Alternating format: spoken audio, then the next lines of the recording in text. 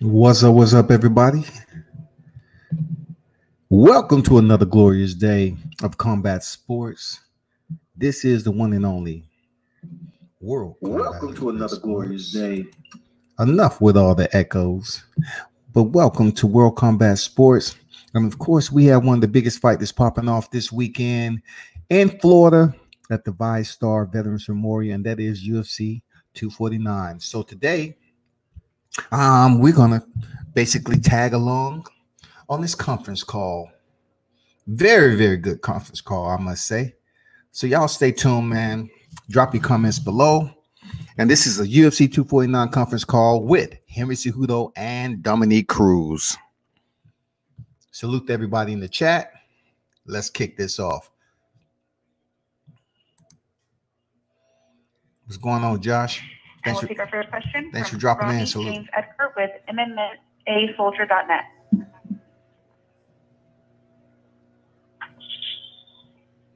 Hey, yes. First question is for Henry Cejudo. Previously, you were linked to a bout with Jose Aldo. I was talking about, obviously, a lot of things have changed in terms of fights, events. How did this one come together? How was Dominic Cruz presented to you? First of all, Dominic was my first choice since the beginning. I wanted to fight him. Since the beginning, I thought it was a great storyline. We're both from Arizona. He's a former champ. I the #1 contender, Marlon Moraes, and there was really not a concrete #1 contender after I beat Marlon Moraes. And, my original plan was to fight him, but then I saw the fact that Jose Aldo, did a good job with Marlon Moraes, who was a #1 contender. And, I decided to go with Aldo, but I always told Dominic stay on deck because, if anything happens, you're the guy that I want next. And it just turned out to be that Jose Aldo couldn't get a visa, and that allowed Dominic to squeeze back in. But he was always part of the plan in the first place. And now we're going to fight. In terms of the rankings, he's probably, not the legitimate #1 contender. So was the reason that you preferred him just because of his legendary status, his name, and that he's one of the greatest to ever fight at that weight class? Yeah, no, that's exactly what it is. I'm on a levity rampage, and I feel like Dominic is probably one of the guys that I can remember that made a big name, that kind of paved the road for a lot of us little guys. But that's another reason why I want to. That's another reason why I want to jump. I want to continue to keep adding big names to my hit list, and to continue this legacy rampage. What do you think is going to happen with 125 now? I mean, you've got some key guys that are not in Division 84, such as yourself, and then you've got, Ray Borg, for example, one of the top guys who continuously fails to meet that requirement. It kind of seems like it's dwindling. What do you think is going to happen there this year? Well, like I said, I did my job, man. I fought for the title. I beat the Mises. I defended my title. Right now, my sole objective is Dominic Cruz on May 9th. I'm not even thinking about what's going to happen. Better be. They got to wake up and smell a coffee. They got to go out there. They got the UFC too. They got to start, really putting time into the flyweights and really recruiting some of the best guys in the world, because the flyweight division is one of the toughest, best divisions in the UFC, pound for pound. What's good? Everybody's fast, everybody's technical, and I think that's what makes that flyweight division good. But as of now, my sole focus is on May 9th. Seems like UFC 249 is actually going to take lift off. And, it's Cleared hot. guys. So, Jacksonville, Florida, VyStar Veterans Memorial Is that Arena. where you got ready for your training camp? And This also, is indeed the does conference call to coronavirus, lead up. Quarantine hinder your training in any way? I would imagine not, because you have it gets to good. and you can use it privately, right? Yeah, no, not at all, man. If anything, I really don't know the difference between quarantine, the COVID-19. One of the best trash quarantine, talkers my training and camp. best bantamweight I'm a ever in the sport, professional. Dominic I Cruz. train each and every day. I do my recovery. I mean, I do everything right, or I try to do everything right. So this whole quarantine, I think by the time the U.S. comes back together, I'm just not going to know the difference. And what about you, Dominic? What was the training camp like for you? This happens to be an unprecedented situation that you're in. Yeah, I mean, I lived I've been rehabbing my shoulder for the past few months anyway. So realistically, I was already training really hard to go back to atrophy and everything else that I needed to do. So I was already training hard. And then Jeremy Stevens had a fight coming up with Calvin Kattar, or Qatar. And I was helping him train for that about 2 weeks before this card got slated. So I was already training pretty hard with Jeremy, sparring him and just helping him prepare, doing the same workouts he was doing to make sure he wasn't having to train alone. So that really, that was like actually led right into this camp. So I technically had about a 6-week camp for this one, which is plenty enough to be in shape for 5 rounds. What do you think it's going to be like fighting with no audience? That's got to be weird, right? Kind of. Well, I mean, I think the silence might be the weird part, realistically. But you know, if you fight in Japan, if you see a lot, like there's a lot of people there, but they don't make a lot of noise. So it could be like that. Also, when you train in the gym a lot, I don't have a lot of people in the gym, especially now in the quarantine as you're training. We've all been having to train with minimal people, like 4 to 6 people max in the gym, so that nobody's getting contaminated. And it's been pretty silent in there. So I think it's gonna resemble training in the gym, and also similar to the Ultimate Fighter, except we had all the competitors on the teams at the Ultimate Fighter. It was still somewhat kind of eerily quiet. So there's a few different scenarios that It's gonna resemble this, I believe. All right, thank you so much, guys. Once again, that is *1 to ask a question. Our next question comes from Damon Martin with MMAfighting.com. Hey,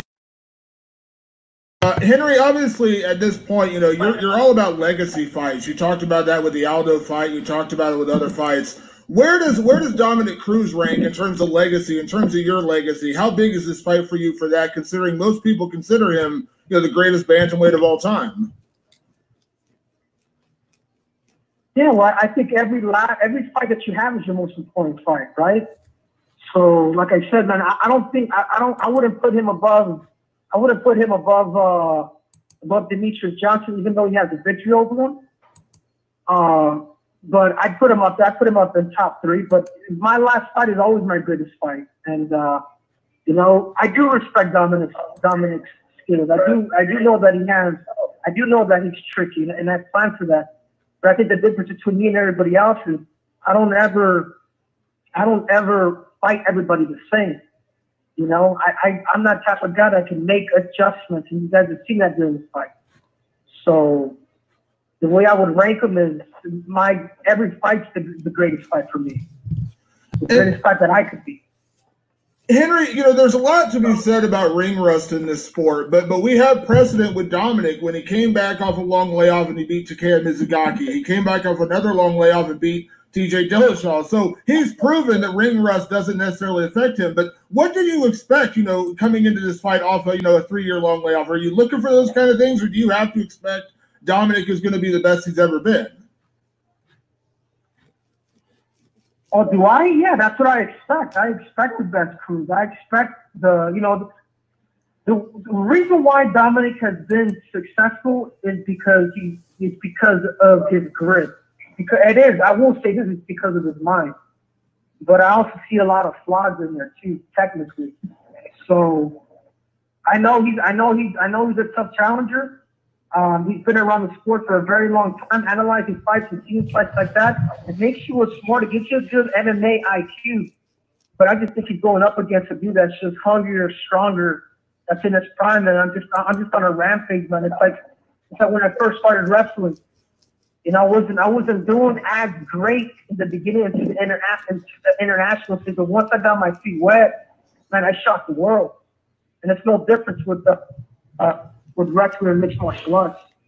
What up, Don Dollar in the building? Obviously, you're not the matchmaker. You're going to be the guy to sign to fight whoever they put in front of you. And I know your focus is 100% on Dominic Cruz, but I know before this you were going to fight Jose Aldo.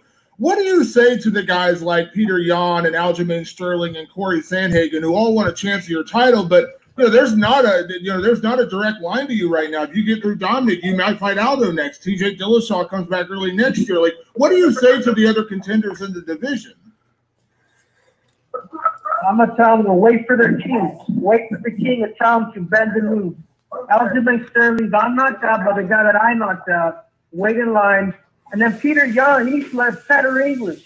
He absolutely sucks. You can't be a 41-year-old and expect to get a title shot. That's true. That's just ridiculous. I'd rather fight somebody that hasn't fought in 4 years like as a Dominic. But you choose those two. That's true. And a couple of questions for Dominic. Obviously, Dominic, you've already achieved so much in your career, doing the things you've done and proving people wrong again and again, coming back off injuries and doing the amazing things. But where does this fight rank in terms of your legacy, considering what you've had to go through to get back here and knowing what Henry represents as obviously 2-division champion, Olympic gold medalist, all these things he's achieved? Where does this fight rank for you in your career?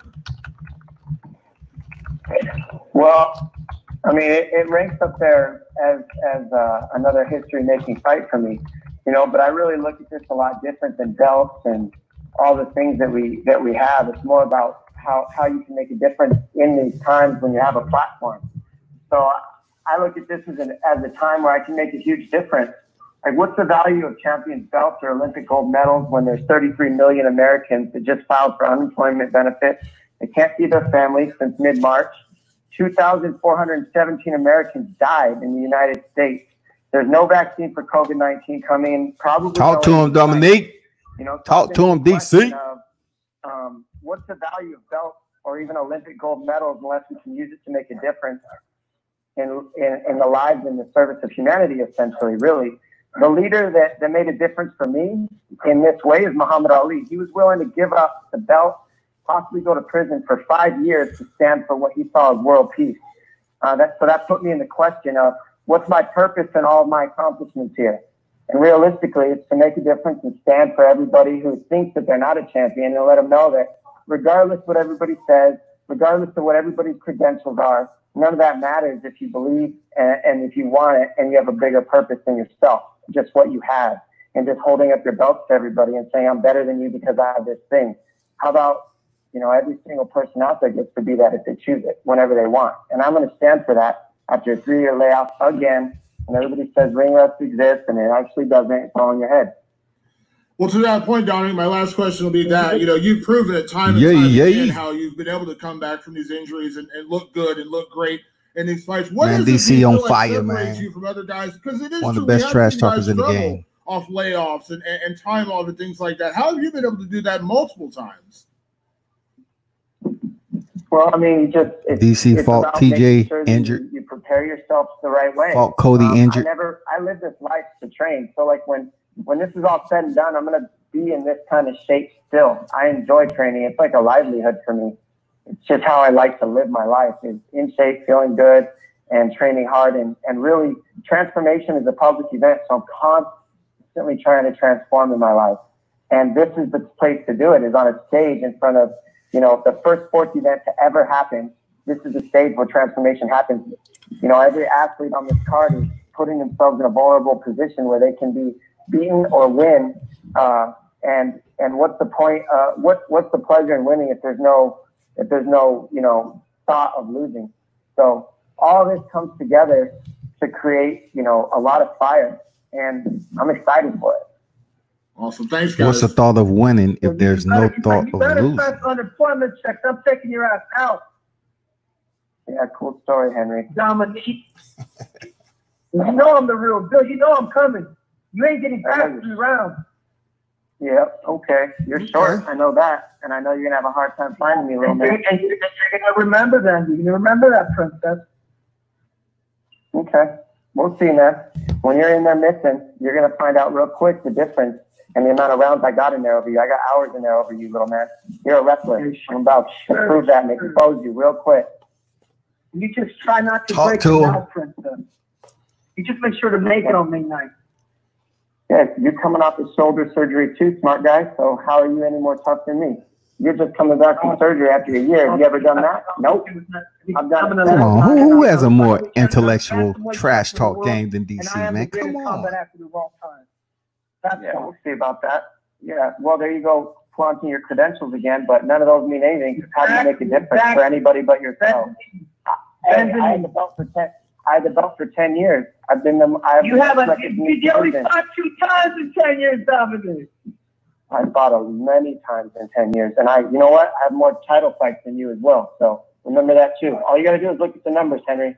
You're catching up still, bro. You can win 3 title fights in 2016. Well, you prove it to me punches on May 9th. On May 9th, like I said before, I'm serving gold. I don't have anything to prove. I'm just going to beat it out of you. You're going to embarrass yourself trying to fight me. I hope so, Prince. That's just the last time against Cody. Yeah, Cody's not you, is he? I have no power in the pack. I have power right here, right now. I'm another animal on top of that, Dominic. I'm a whole nother. What happened with you? What happened with you and Benavidez? What happened with you, Demetrius Johnson? You lost to both of them. I had lost to you. 4 years ago. I was 4 years ago, though. You lost. I was 4 years ago. It was 3 years ago I lost. So there you go. Here you go. If you want to talk about past, there you go for you. I got some proof. Facts. Receipts. And I beat one of the greatest of all time. And I'm about to come back and smash just a little turd who thinks he's better than he is. You're a 25er, and I'm going to do this. You can try, Princess. You can try. Try not to break the nail, Dominic. We heard that already.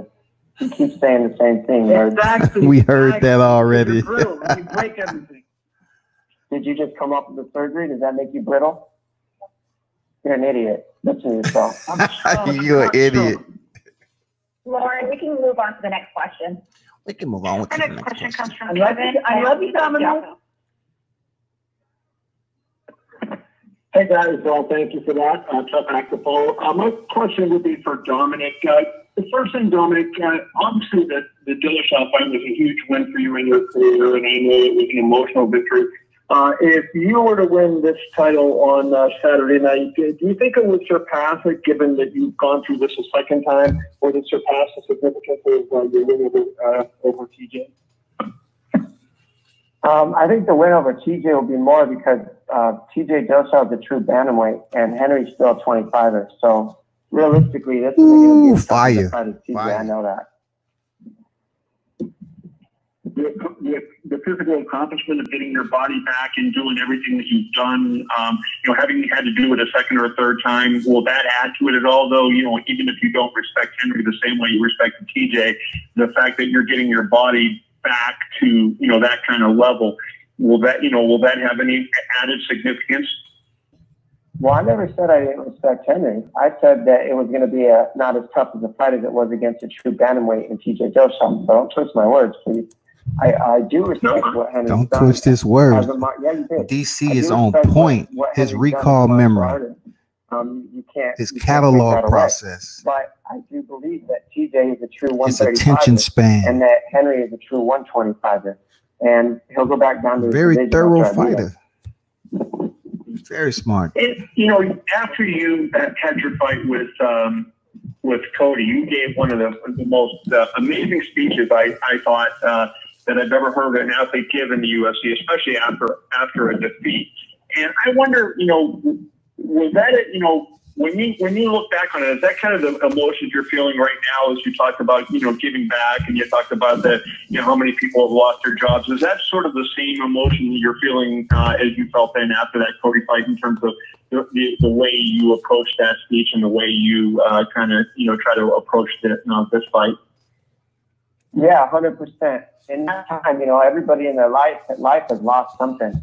And I think that was, as a fighter, as a champion who had lost it so long, to be in that vulnerable position and to be able to, just take full responsibility. That's true. I think it's bigger than me just making a bunch of excuses.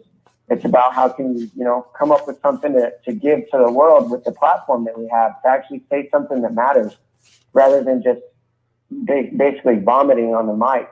I mean, this is a platform we have. A lot of people listen to us. A lot of people like to hear what we have to say, and I think it's important that we use the platform for a bigger purpose. And that's what this is. Dominic, you should try out for Miss Universe. You sound like Miss Universe. That's what this fight represents. It represents why don't you go something bigger than just flowers all across the world, Princess? Like I said, and then, Dom, if I can. Go Go ahead. Dom, if I could just follow up with one other question. And I know when an athlete loses, when you guys lose a fight, you want to get back and get in there and kind of get it. You've had to sit there with that loss for 3 years and haven't had the ability to, to get back in, not avenge it against Cody, but just beat somebody else. Has that bothered you? Has that been difficult to deal with? That the last time you were coming back, you were coming off victories. This time you have that that red L sitting on your record for 3 years. Is that tough to deal with mentally? No, I don't really look at it that way. I look at it as the past. Like, how many times have you made a bad article that you weren't happy with? I'm sure many. And it wasn't perfect. Shots fired. And look at that bad Shots fired. To try to do this interview with me, or do you move on in this present moment and try to ask the best questions you can now? Shots fired. I'm focused on the now, where my power is at. And He's reloaded. I feel like money right now. I'm heavy. I'm strong. I'm fast. And I'm lean. And I'm ready to go. So that's what I'm focused on. You don't focus on past stuff. There's no control there. What's the point of that? Cool. Thank you. And then I have one question for Triple C, please. Henry, obviously Dominic was set the standard by which this division is judged by his wins over Demetrius and so many other fighters, Uriah Faber and whatnot over the year. What do you think you have to do to, for yourself to surpass him when people look back and they want to talk about you in this division like that? Do you feel it's a number of wins, or do you feel it's just particular names, beating the Aldos and those kind of people? Is that what it will take? Yeah, no. First of all, I know I'm going to beat Dominic. I truly, sincerely believe that and know that. My plan is not to beat him. My plan is to stop this dude. Is to stop everybody that's in front of me. Like, I'm not out there no more to just win by decision. I'm out there to put people. I'm not there to put people out. So the more I continue to keep doing that, the more people understand that, hey man, this dude is. There's just no denying. So in the past, you went to win by decision. They don't have. You wanted to win by. They don't have. You wanted to win by decision. MMA don't have a Michael Jordan. That's what you sound like. They don't have a Michael Jordan of MMA. And I'm looking to do that. I'm the Michael Jordan of 135. Yeah, DC said I'm the Michael Jordan 135. And Dominic happens to be in my way, and I'm getting ready to execute him. Thank you. Hey there, I'm Greggy Soyon today.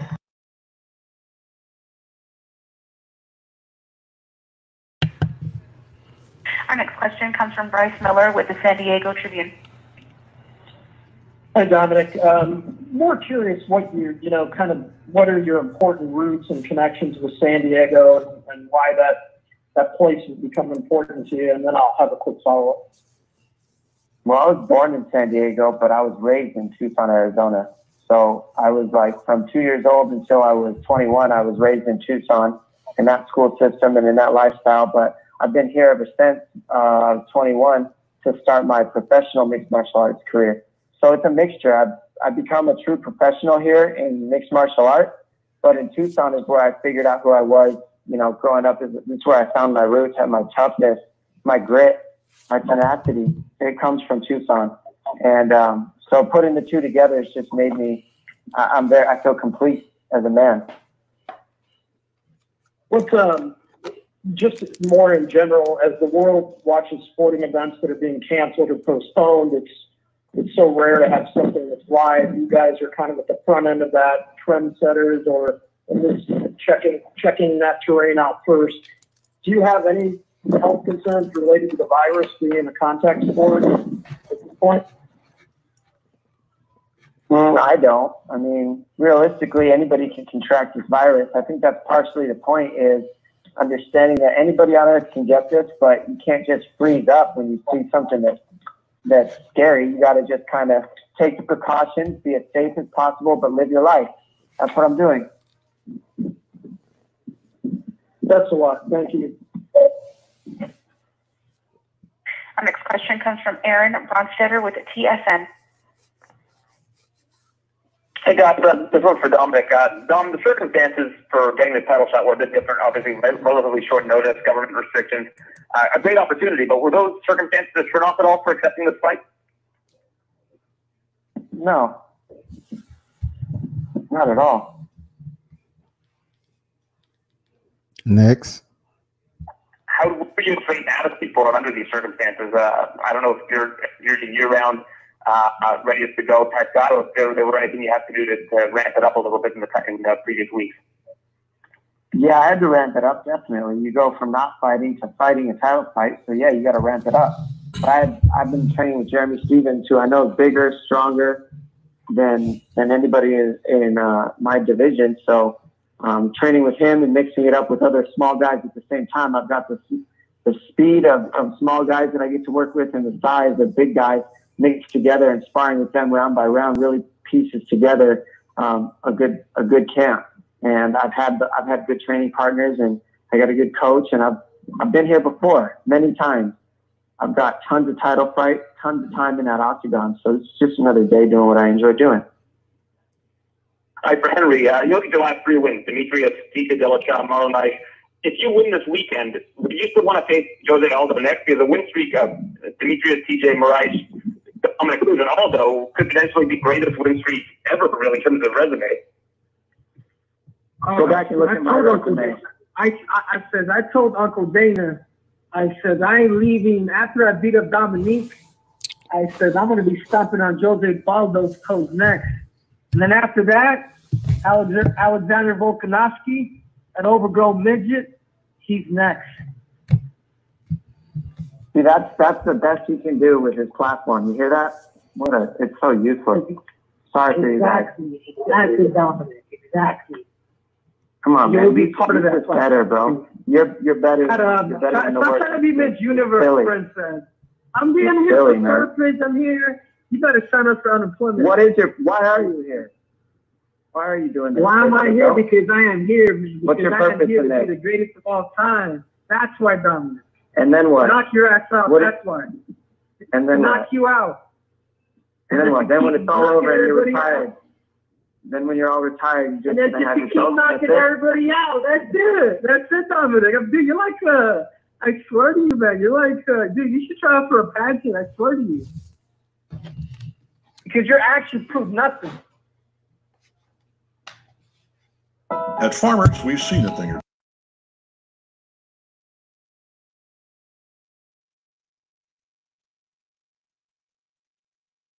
Dominic, a win this weekend, it would make it twice that you've come back from a major injury to win a title. That's never happened in MMA, and I don't know if it's ever really happened in pro sports of any kind. Do you ever step back and think about how incredible an accomplishment that would be and the gravity of this? Yeah, I mean, that's the point. It's like, anybody who thinks that stuff's that difficult, it equals up to anything that's ever been done, period, in sports. So that's how you become, legendary in this thing. I've already done legendary things in the division and in the sport. I got more than half my fights are title fights alone. And so just with, the murderer's row that I faced, Benavidez, Uriah Faber, TJ Dillashaw, Demetrius Johnson. I mean, the list goes on. With all these people that I've beaten, I cleaned up the division. I was ranked number 2 behind only the number 1 pound-for-pound man for a year, Demetrius Johnson, and I'd beaten him.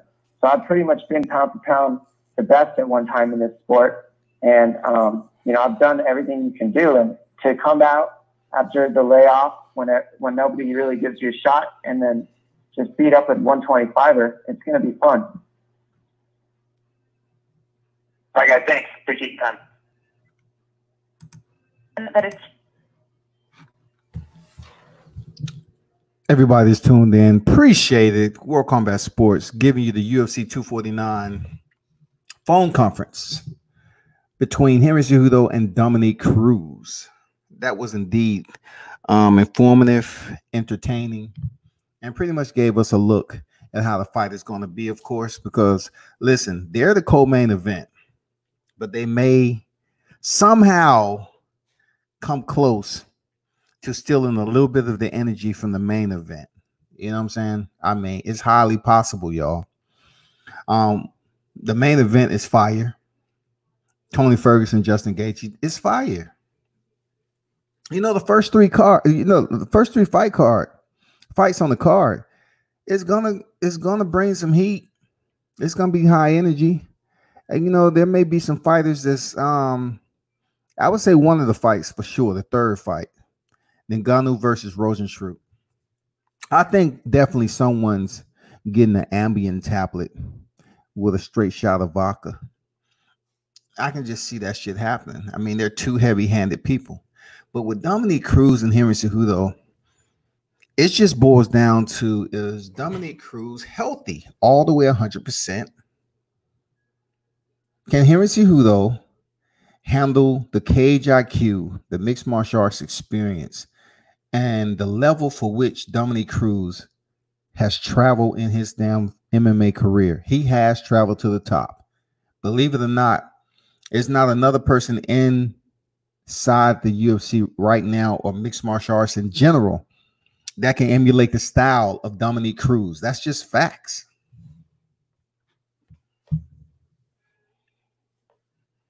Cruz talking straight facts during the phone conference about Dominic's Triple C reclaim his GOAT status.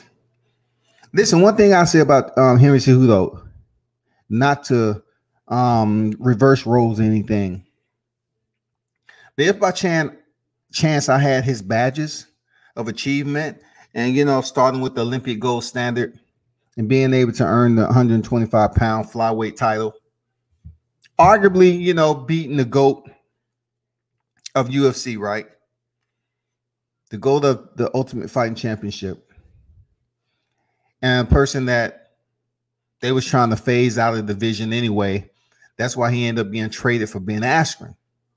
Now, you look at what he was able to do to TJ Dillashaw, who came down to the flyweight division to challenge him for his title. The man had to cut weight. He popped dirty.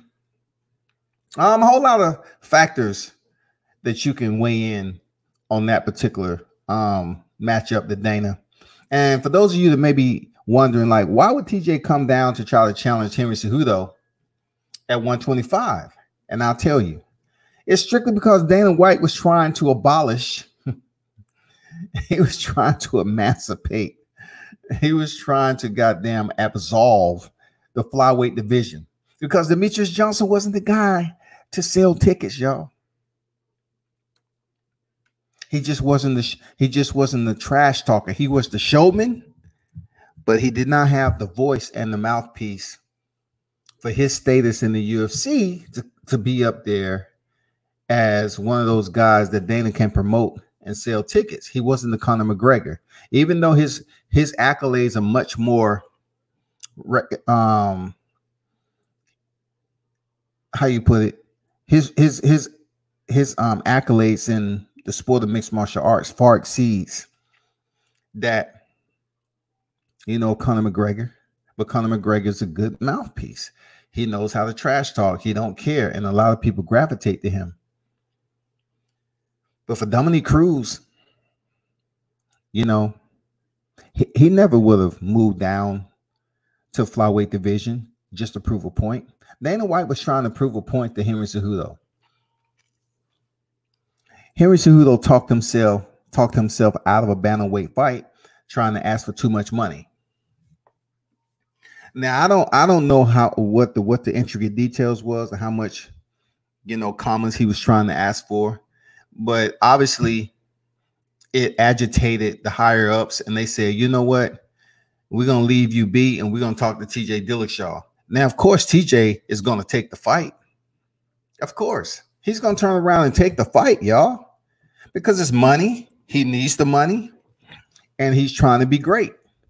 So TJ comes down to 125 and gets destroyed in the first round. Absolutely destroyed. And not only to compound that loss is that he tested positive for EPO. You know what I'm saying? Everything came full circle. Even though I'm not a person that believes in karma, or will you hear me pretty much talk about karma and all that other stuff that goes on. But I will tell you this. For what TJ Dillashaw did to, you know, the prior team he used to work with and train under, Team Alpha Male over there in Cali.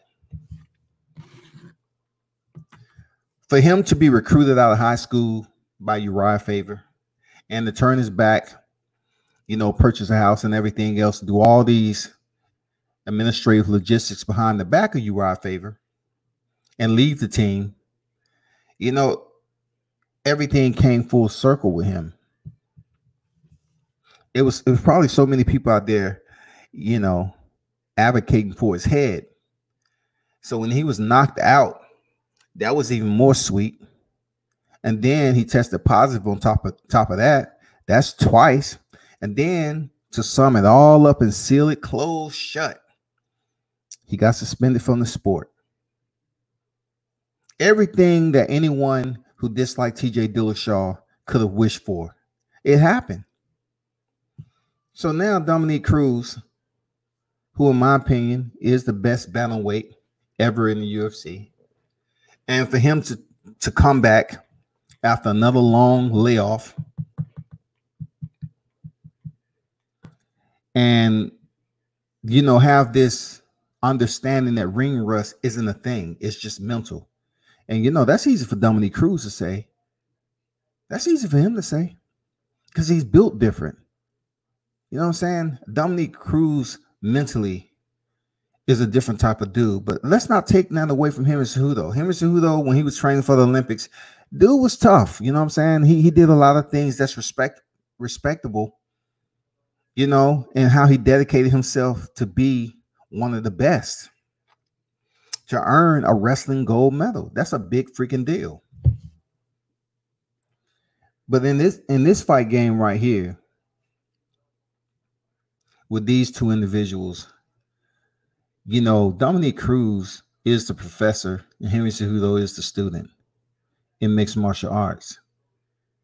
And I can tell you that Dominic Cruz is a 1-on-1 when it comes to form, when it comes to fighting style.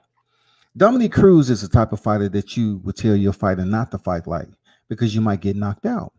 You know what I'm saying? Fighting with 4-ounce gloves. That's not the way you want to fight. You don't want to move all awkwardly at different strange, weird angles. And then in the process, you throw in a kick and a shot that really leaves you absolutely open. But since Dominic Cruz does not fight or attack on center, he's able to slip punches. He's able to remain elusive.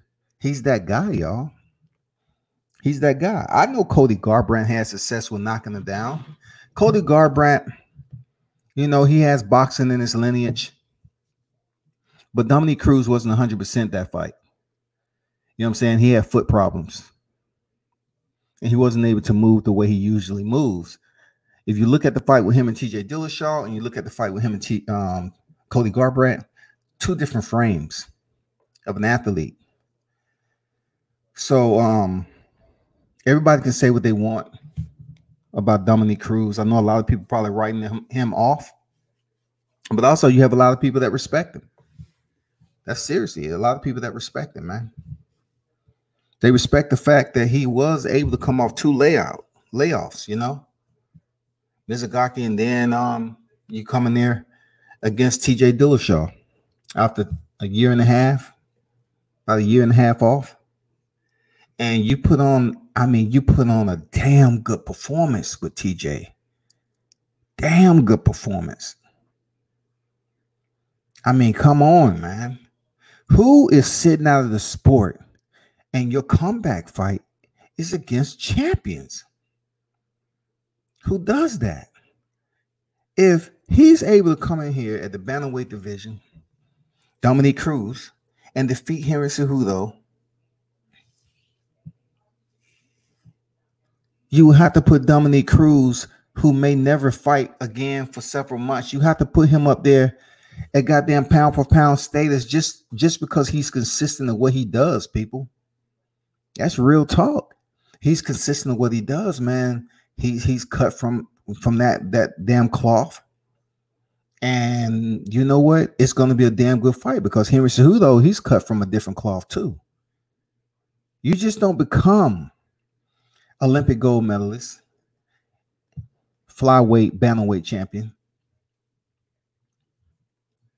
and not be cut from anything different than the average person in life. You know, your courage, the strength that you have, and the intellect for you to learn over and over again to be better and better and make those changes. I mean, shit. both of these guys are unique in their own way. I have to give the edge to Dominic Cruz, who's in my opinion the best bantamweight, and he is a fighter that you cannot just take another fighter and say, you know what, come in here and emulate Dominic Cruz. You know what I'm saying?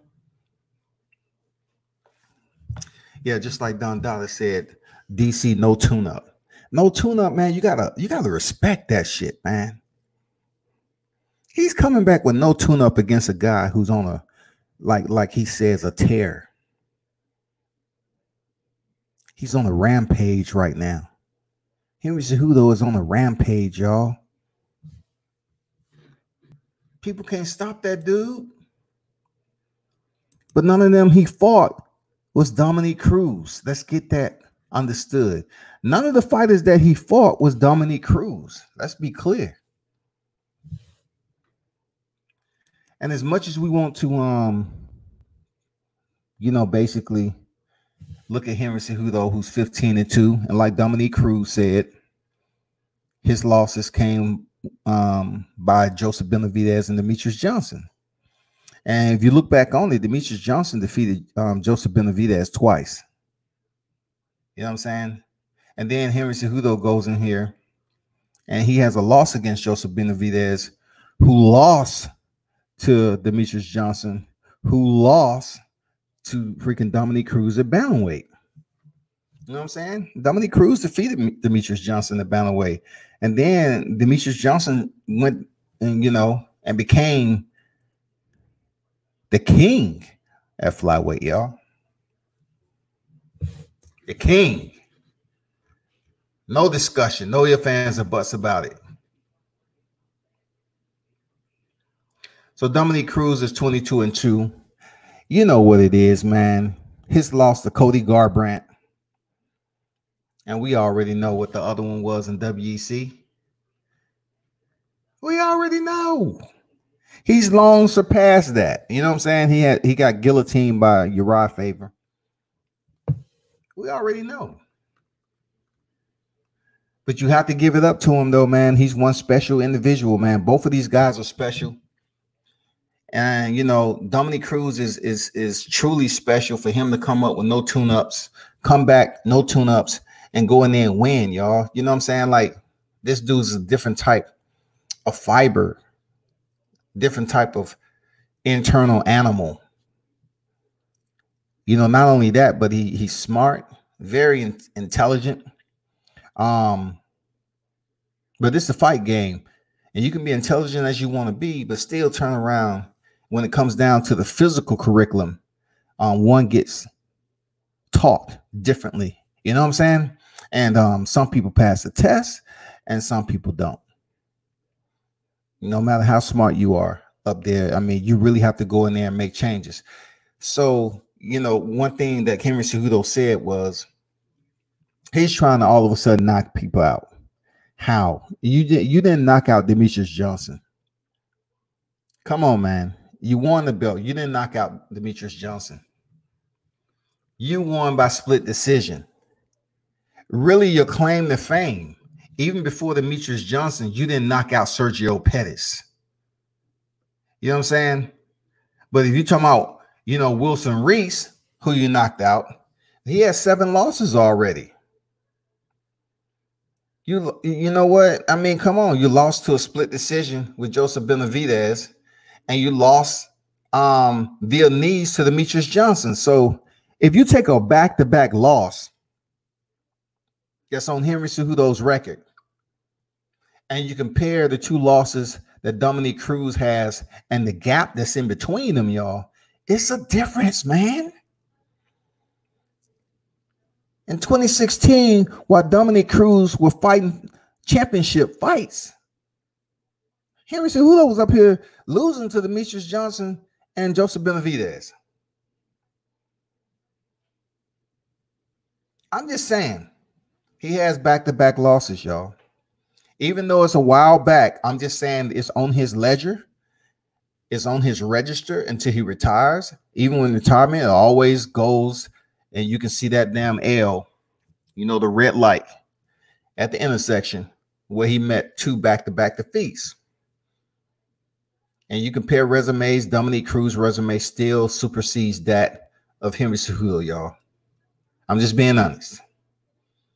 But when Dominic Cruz came back and, he defeated TJ Dillashaw, and then he went up here and fought Uriah Faber, who, in my opinion, Jesus Christ, man, like, you're talking about a guy who was on top of the world for so long, and people just like lost their damn mind when he came out to his California, his California music. How many title shots did they get this man? I mean, goddamn.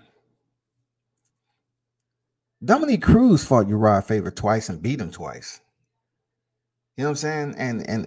And Uriah Faber fought for the title 2 other times with 2 other individuals. I mean, they gave Uriah Faber so many times to win this title. So in his first defense, Dominic Cruz not only beat TJ Dillashaw, he ended up defeating Uriah Faber again. And then he stepped in there with Cody Garbrandt.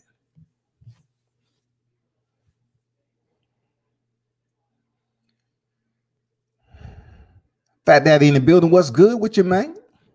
Cejudo is the new Cruz.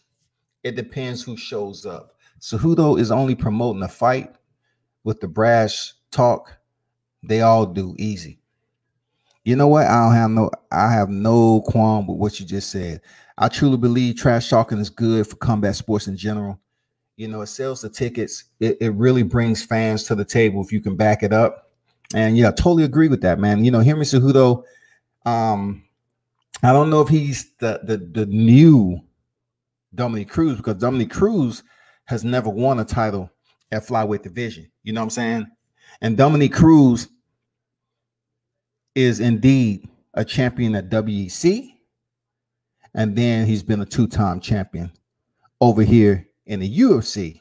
So in all, for bantamweight, he's a 3-time champion. Henry Cejudo just picked up the belt. What's special about Henry Cejudo, he's been a 2-division champion, a flyweight and a bantamweight. Now, who he fought for the bantamweight in Marlon Moraes isn't considered one of those top-tier fighters who's been, at the top of the chain, and he had 2 title defenses and all that. He fought because TJ Dillashaw popped positive for EPO. You know what I'm saying? So I have to put a little notch in a little nick to say, you know what? Yeah, you fought for the vacant title, but it wasn't TJ Dillashaw at 135, nor was it Dominic Cruz. You feel me? So that's the only takeaway. Both of these guys have mad accolades, right? I mean, their catalog is different. Their breastplate is different. I mean, it's just amazing what Henry Cejudo, the run he's on right now. Seriously. Dude is on the run. There's just a little bit like more he has to prove. Because Dominic Cruz is defending his bantamweight title more times than Henry Cejudo. You know what I'm saying? So, let's not get it misconstrued. Like, Henry Cejudo has done great things as a champ, but the first one to do it was Conor McGregor, and then DC, Amanda Nunes, then Henry Cejudo. I don't think it'll be the last time, that someone moves up and be champ, but I can tell you this. Dominic Cruz can shake up the game, man. If he comes out of this weekend, if he comes out of his hiatus, being on the, injury reserve, rehabbing once again, knowing that Henry Cejudo had a shoulder surgery, and he had to go through some rehab too. It's all about who body is able to heal faster. But we all know, and we cannot deny, that freaking Dominic Cruz is injury prone. His body is frail a little bit. But what he has been able to do while injured is just freaking amazing. What he's been able to do, man. Dude comes back and fighting top ranked opponents. He fought three championship fights in 2016. That shit is crazy. Fought TJ Dillashaw, Uriah Faber, and then lost to Cody Garbrandt. And you know what's wild about all those fights? They're 5-round fights, y'all. He ain't knocking cats out. So he's going the distance. You're talking about 15 freaking rounds.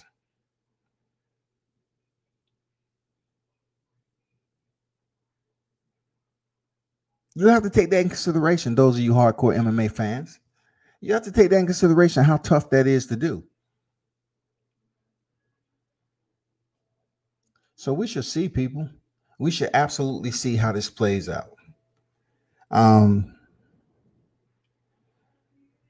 You know, damn, Dominic Cruz has had foot problems, knee problems, shoulder problems.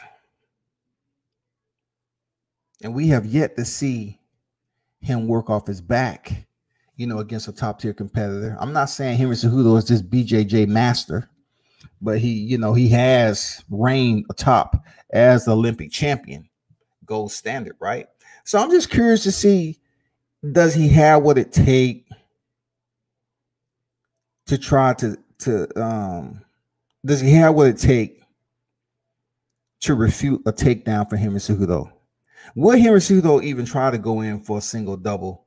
Will he even? I know he's going to close distance. That's obvious. That's imminent. Henry Cejudo is definitely going to try to close distance. And you know, this fight is going to be much different than Marlon Moraes' fight, because for those of you MMA fans that tune into that fight, you know, it was a back and forth exchange, but not until his corner say, yo, you have to start fighting Moraes within this distance. Basically get in close, start landing your punches. You just can't be right off this and then, you know, you close in just a little bit so you can connect with a punch and a kick. You really have to get in there and ring the doorbell, knock on the door. You know what I'm saying? You have to get in there close and stay there for a moment. Make his home your home. And that's what happened. He broke Moraes down. I mean, beautiful changeover from Henry Cejudo. He was able to stop him. Hey, my hat's off to him. Well, Dominic Cruz is just not up there knocking out cats. Well, what I can tell you about him, he will tear your ass down. He will break you down. He will make you understand that you are actually on a different level than he is. And it will all be in the cage as he basically delegate his instruction. That's what he does, man. He's a unique individual, but he has heart. You know, for any fighter to go in there and fight top tier opposition the way he has been able to and be successful at it, you have to give him his props, man. You have to show him love. Yeah, for sure, man. For sure, man. But you know, on top of that, that was the phone conference, y'all. We cannot forget, you know, just the fight that's on top of that, the main event. We can't even miss talking about how weird and awkward and the idiosyncrasies that goes on with Tony Ferguson as a fighter, y'all. Tony Ferguson, when it comes down to striking, he's just as crazy as Dominic Cruz as far as the angles and everything. He's much more lethal than Dominic Cruz, though. But Tony Ferguson stepping in there with Justin Gaethje. Jesus Christ. Now, don't say I didn't tell you, but this fight may be stopped on cuts.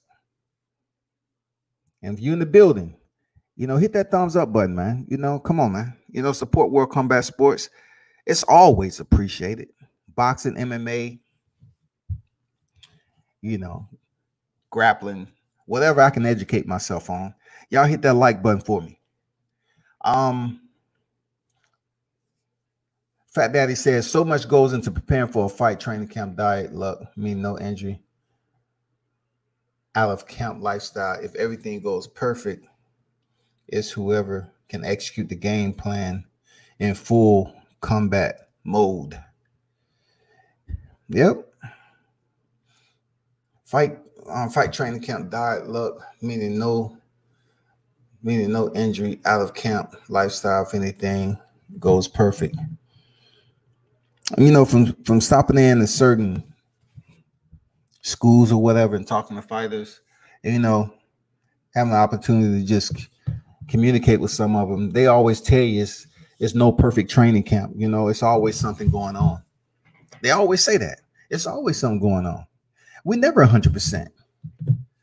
We just got to make sure when we get injured, it's taken care of and we train around it. When I heard training around it, I totally get what they're talking about, because these individuals have to fight for a living and make a paycheck, some of these guys. So when they get injured, they have to circumvent the problem and keep pushing forward just to stay conditioned without somehow, some way, just deteriorating the injury that they already have, whatever that may be. It's a crazy game, man. The only reason I can kind of relate to that is, certain time, in the military, man, you might have an injury or you might have something that's wrong with you. They really don't care, because the overall result is mission accomplishment. The end state is mission accomplishment. For these fighters, the end state is to go in there and fight and to earn the victory if it presents itself, knowing that you had an injury, or you may be good for 2 rounds out of a 3-round affair. You know what I'm saying? Or you've been training hard and you have a championship contention coming up, and you're only good for about 3 rounds. You got to work around that shit in training, man, because a lot of people dependent on you. Don Dada say, great content shown on all platforms, and hit that like button. Appreciate that, Don Dada. Always salute, my friend. All good. Those of you that tuned in for the first time, man, be sure to support World Combat Sports. Check out my recent video that I did on a fighter that you all should be looking out for sometime in the future. And I'm not the one to sit up here and give no predictions or anything, but y'all need to keep an eye on this dude. His Craig Parker out of Rock Hill, South Carolina. Keep an eye on him. He has an amazing backstory as to how he ventured over to boxing, how he got started. Dude is a different type of cat, man. And I'm not just saying that because I went to the camp. I've been in several camps. Even though his team and everything is a different group of people, when it comes to the boxing, they kind of remind me of Tyson Customato. They do. I'm not, not to sound cliche. You just never heard me say that before. Like, that's not something I use. I really try to give fighters their own identity. But for this dude right here, outside of his fights, man, he holds the same intensity when he trains in the gym. And he's a beast, man. No doubt about it. And not only that, how he performs in the ring is that he study fights. He spin the reel, sit down, him and his people study fights. I seen him emulate Tyson and Joe Frazier, and I'm like, God damn, this dude for real. To have an understanding of the reason why those fighters are fighting and how it will assist them if they was actually in a real boxing match. That's the beauty of the art of combat. You know what I'm saying? So keep an eye out. And I just did a video on him. I finished the edit, rather. I just posted on my YouTube channel. So check that out and share the content. Appreciate it. Don Dollar say, are you calling the card? Well, to answer that question, there, Don Dollar, absolutely. Why wouldn't I, man? I gotta cover the card, man. I got to, man. I gotta come out the pocket, man, and get this PPV. and cover the card. Seriously, I have to, man. No doubt about that. It has to be spoken on. Because the main card, besides Greg Hardy and Ryan Spann,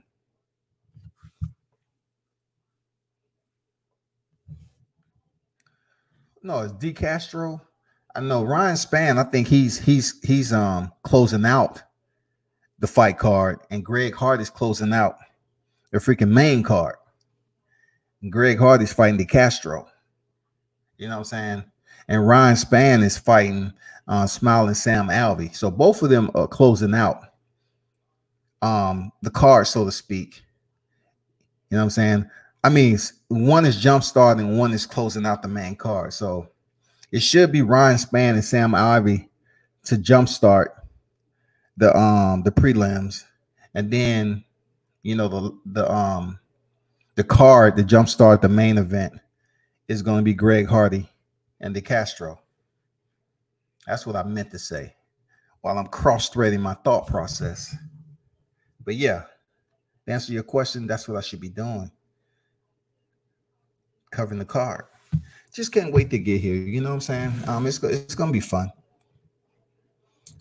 You know, hopefully some of you boxing fans are more open, you know, to learn about mixed martial arts when World Combat Sports does it. I'm not out here to compete with nobody. I don't care who else doing it.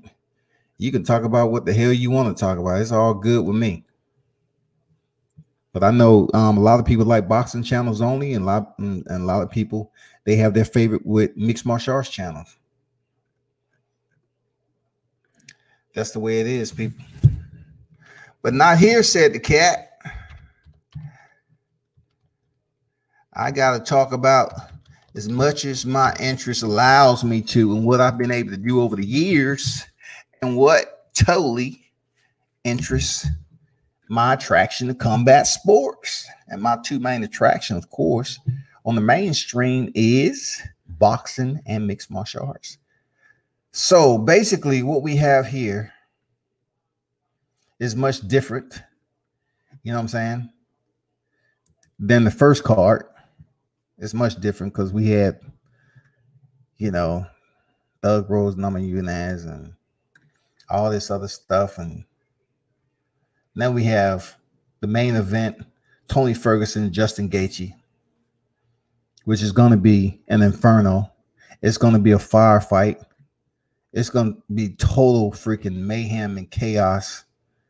And also, I think it's going to be a little bit more controlled chaos with the bantamweight fight with Henry Cejudo and Dominic Cruz. Excellent insightfulness, my friend. My picks are Cejudo by submission. Oh, shit. Cejudo by submission. Ferguson by decision. Hardy by decision. Ngannou by knockout. I got a few, but oh well. Okay. I'm just going to talk about the ones you do have. First and foremost, man, appreciate the drop, man. Appreciate your drop on the predictions. Now, Cejudo by submission. If that is indeed the case, man, that means Cejudo would have taken his fight game to a whole nother level, to be honest. I don't see Dominic Cruz, who is pretty thorough in his wrestling and takedown defense. You just don't see him being taken down. If you look back at the TJ Dillashaw fight, he was able to take TJ Dillashaw down. You know, I don't see Dominic Cruz fatiguing enough for Henry Cejudo to close distance like he did with Marlon Moraes and get in close, get those hips and take him down. I don't see it unless he hurts him with a punch and he's able to capitalize in that perspective. But yeah, that's just my feedback. Ferguson by decision, I can see that happening. That's, you know, Ferguson is a maniac. He's a maniac. Ferguson is a mixed martial arts mercenary. A mercenary who loves bathing in blood. He loves the taste. He loves the temperature, Tony Ferguson is that dude. He's a mercenary, man. The more he bleed, the more hydrated he gets, y'all. If somebody could give him blood in between rounds, Tony Ferguson would goddamn sip on that shit, dog. I'm being real. Tony Ferguson is a different type of individual, man. He will be in there with the guy who I don't believe is any less courageous than Tony Ferguson, but we have seen Justin Gaethje throw out the game plan when he's in a firefight. He doesn't know how to reassess the damn threat, the danger, and then re-engage. I just haven't seen that from Justin Gaethje on a goddamn consistency. You know what I'm saying? And you're talking about somebody like Tony Ferguson who's going to continue to press onward.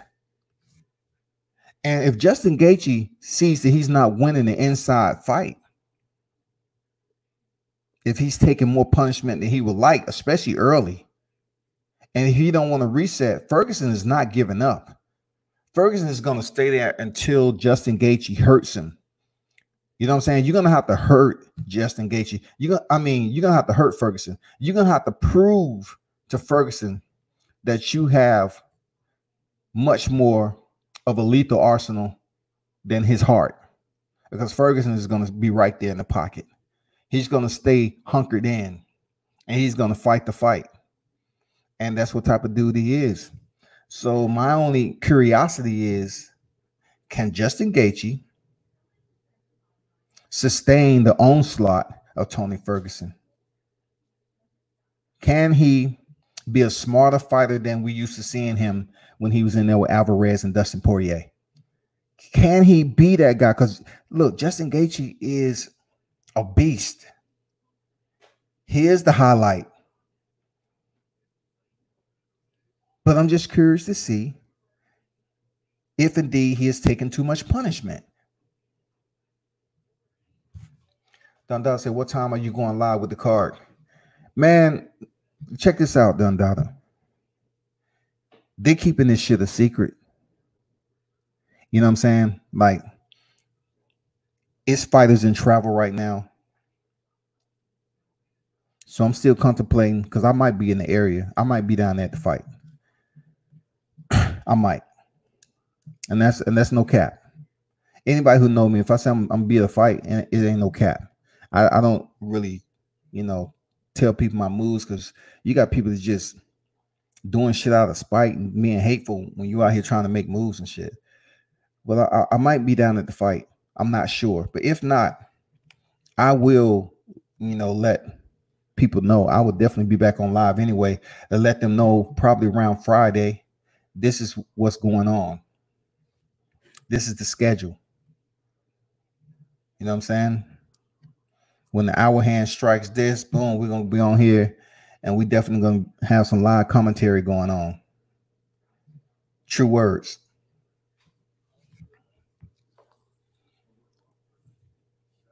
The saying was thought about the wrestling pedigree of Ben, correct? If you're talking about Ben Askren, okay, I'll get back to that. Styles make fights. Sometimes you have to be forced to change strategies. That shows your greatness, being able to adjust and adapt. I agree with 98% of what you just said. Once again, outside of the first sentence, the saying was thought about wrestling pedigree of Ben Askren.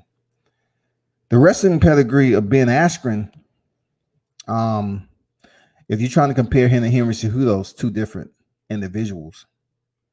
Ben Askren coming over here to the UFC, I believe he was 18-0 outside of the top organization in mixed martial arts. So you talk about the hands. What separates wrestlers, BJJ practitioners, are their hands. If we look at Ben Askren's hands and its predictability, it was much different than Henry Cejudo. Henry Cejudo was much more different because during his process of his game stalling out just a little bit and he didn't progress and working his hands, knees, and stuff like that when he was rising up through the ranks. When he ran into those 2 back-to-back losses, he had to go back to the gym and change it up. That's just like BJJ practitioners. They feel like, okay, I want to get taken down to the ground. But then they turn around and find somebody with good takedown defense, solid takedown defense, and they get those hands, and all you have to do is start breaking down a BJJ practitioner, and then you have success. I'm not saying with all, but I can give you a hint, like, you know, Damian Maia, for instance. You know, Damian Maia had to turn around and work on his hands. Even though he still shot in for the takedown. Takedown defense tires a fighter out just as much as anything. So I wouldn't grade Ben Askren's wrestling pedigree to that of Henry Cejudo when it comes to this particular fight. Because one thing I know about Henry Cejudo, he wasn't as predictable than Ben Askren. A lot of people were somewhat timid of Ben and his top pressure, and they should be. I mean, we saw what happened to Robbie Lawler. You know, Robbie Lawler slammed Ben Askren on his head and actually, in my opinion, should have won the fight. You know what I'm saying? He should have won that fight. But somehow Ben Askren was able to gain his composure and put him in a bulldog choke or whatever he had Lawler in, and the fight was stopped. If you look at Ben Askren when he fought Jorge Masvidal, this is where intellect come into play, people.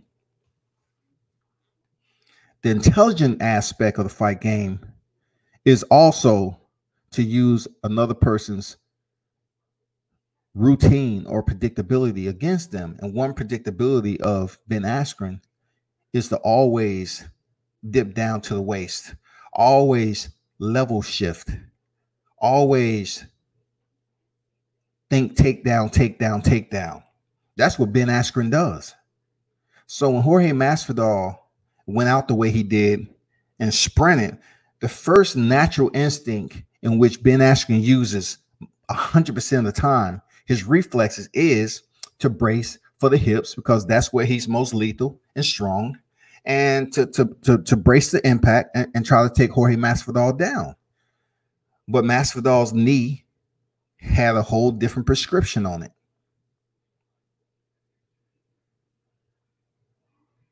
Predictability. There's no way, no how Henry Cejudo and Ben Askren's wrestling is on the same level, in my opinion. You know what I'm saying? It's just not on the same level. I mean, when it comes to wrestlers, man, they just so picky. I mean, they just have a whole different community of people, man. I don't think, you know, the wrestling is on the same level, you know. But when it comes to mixed martial arts, definitely the fight game that these two had, even though Henry Cejudo was 15-2, and Ben Askren was 18-0 before he, you know, he joined the UFC, right?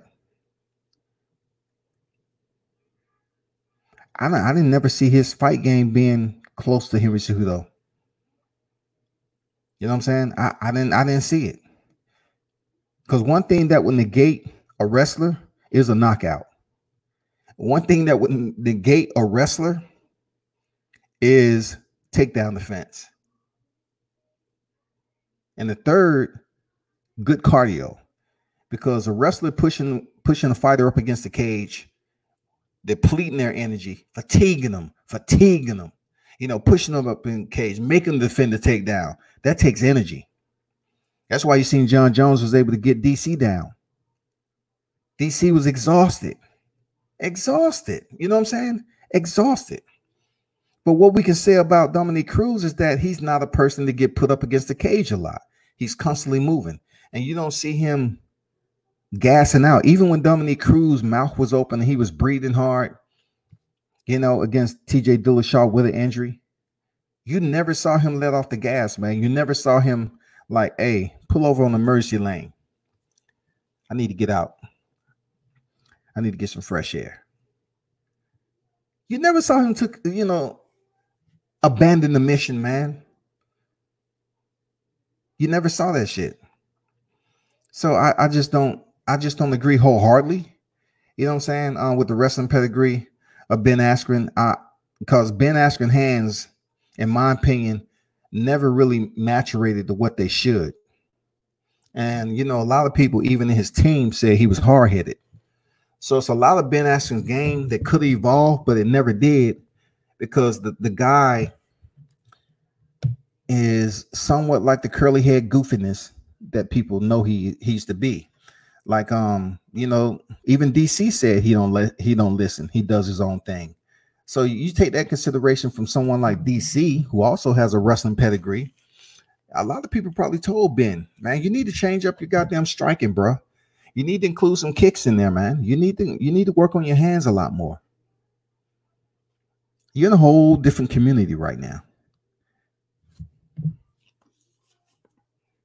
You've been working on level changes for years and years. Now you need to work on changing up the level of your striking.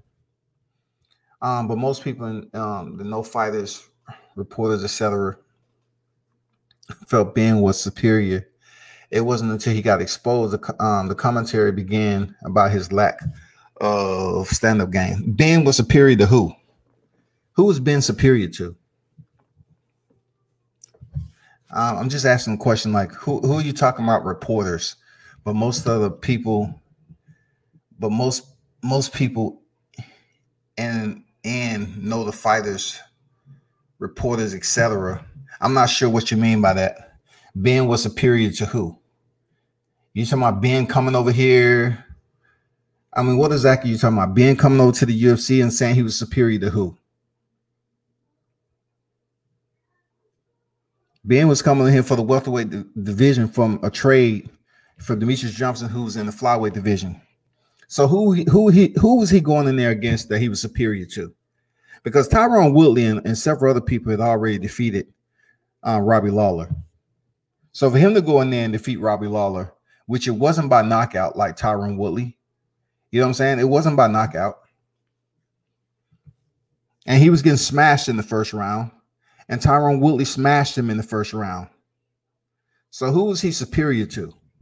Who in the welterweight division was Ben Askren superior to? I mean, y'all have the keyboards and everything. I'm just answering questions. Who was Ben Askren superior to when he came into the UFC, and what reporters that know fighters? I'm not sure what you mean by that. I know fighters all over. That doesn't mean everything that I'm going to get on here and talk about, I can sit up here and make shit up, you know, just so they can look different. You know, I got to tell it the way they told me or what I've seen in the ring or the cage. But what exactly you mean, though? And then say the commentary began about his lack of stand-up game. A lot of people was talking about Damian Maia before he came over. A lot of people was talking about Ronaldo Sosa before he came over here. You know what I'm saying? You know, a lot of people was talking about Uriah Faber when he fought for the championship of the 135-pound division when they finally created one for the males. They was talking about a lot of people who came over here. Justin Gaethje, for one. Justin Gaethje had hands and kicks, and he has a wrestling pedigree. But what I love about Justin Gaethje is that he worked on everything to evolve around the core of his fight game, and that was wrestling. He worked on his kicks, he worked on his hands, and he already had takedown defense in wrestling. That's what I can appreciate about Justin Gaethje, because he can wrestle. Now, will he be able to negate the takedowns of Tony Ferguson? Anything possible. You know, like I said before, Tony Ferguson, he loves standing up, but he has a very solid jiu-jitsu game. He's one of the, you know, the only fighters that you'll find out there on that level that can deliver lethal strikes off his back. It's almost like his elbows have Ginsu's, double-bladed. I mean, goddamn. I'm talking about a different type of weaponry. Wolverine, goddammit. I mean, that's Tony Ferguson. The fighters under the banner he fought under prior to coming to the UFC. Khabib, most would say, is a great wrestler.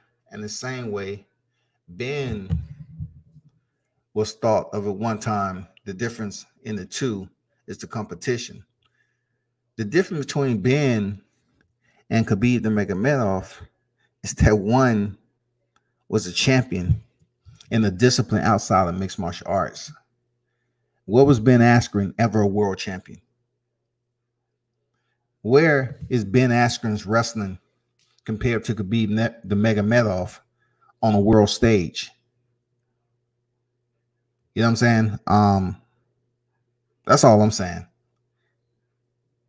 Like comparing Khabib to Ben Askren, in my humble opinion, it's kind of flawed just a little bit, because Ben Askren never had hands like Khabib.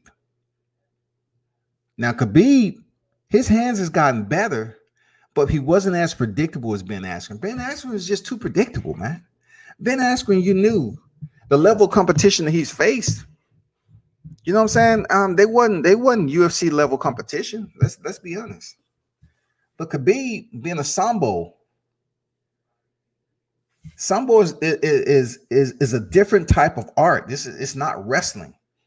I would suggest, just go take a gander on any type of social media platform that has some Sambo matches of Khabib Nurmagomedov, and they're very extremely tough bouts.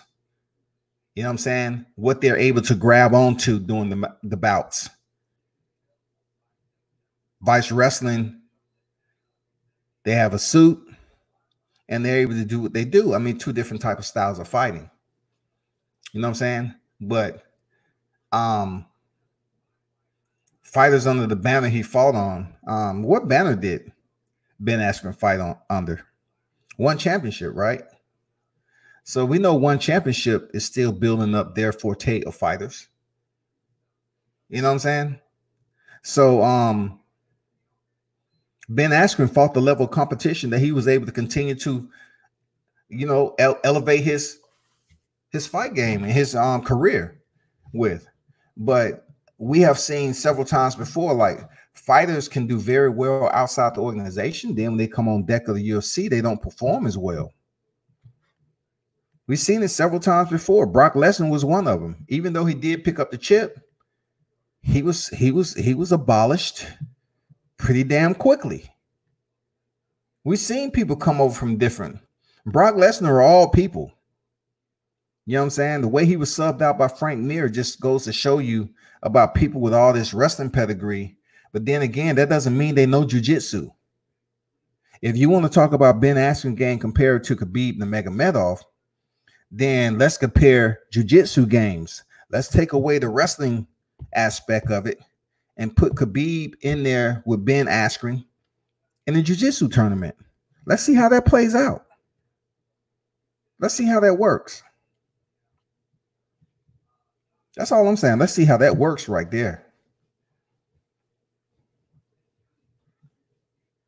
Because a wrestler isn't a jiu-jitsu practitioner. Believe it.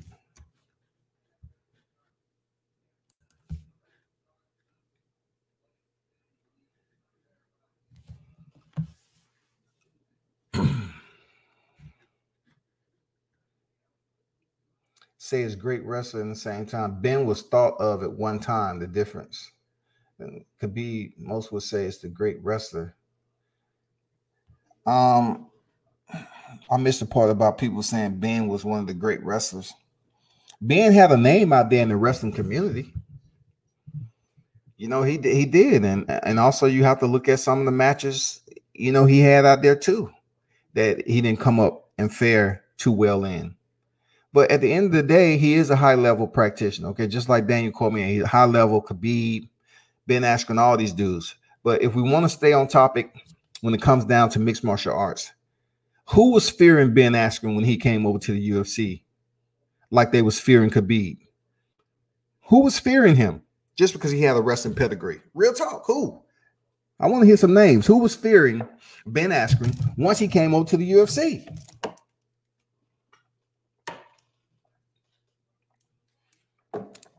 That's what I want to know. I want to know who was fearing Ben Askren when he came over here. Who was saying, damn, man, so-and-so, coming over here finally. And he's in this division too. I mean, who was out here talking about Ben Askren? Like they was talking about Khabib at 155.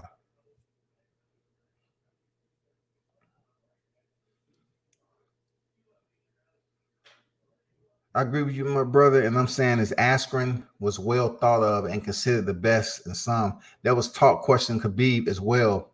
People thought Conor would win. Hey, this is just a dialogue, man. It's all good. It's nothing personal. We're just having a dialogue, man, on social media. I'm just reading off your comments. I know. Look, when I'm getting into combat sports, man, it's nothing personal, bro. I'm just, having a dialogue back and forth. It's good content, and some people get into it. You know what I'm saying? What they say, you roll up your sleeves and shit. But in my case, I dig the fight hole and hunker down in that motherfucker. You know what I'm saying? And talk combat sports. But like you said about Askren, no doubt about his wrestling was commendable, respectful. And in the community of those who he was around that was wrestlers, okay, I get it, man. You know what I'm saying? I'm not debating that. Askren did have clout.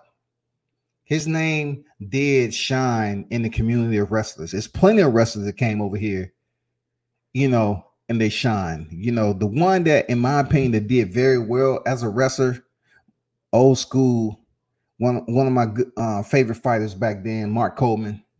He wrestled when the rules was different, and he just worked on his hands. One thing about Mark Coleman, he worked on his hands, but yeah, he did go in for the takedown. People didn't know too much about Khabib because Khabib is not one of those flamboyant, big trash talkers, right? But people kind of knew he was lethal.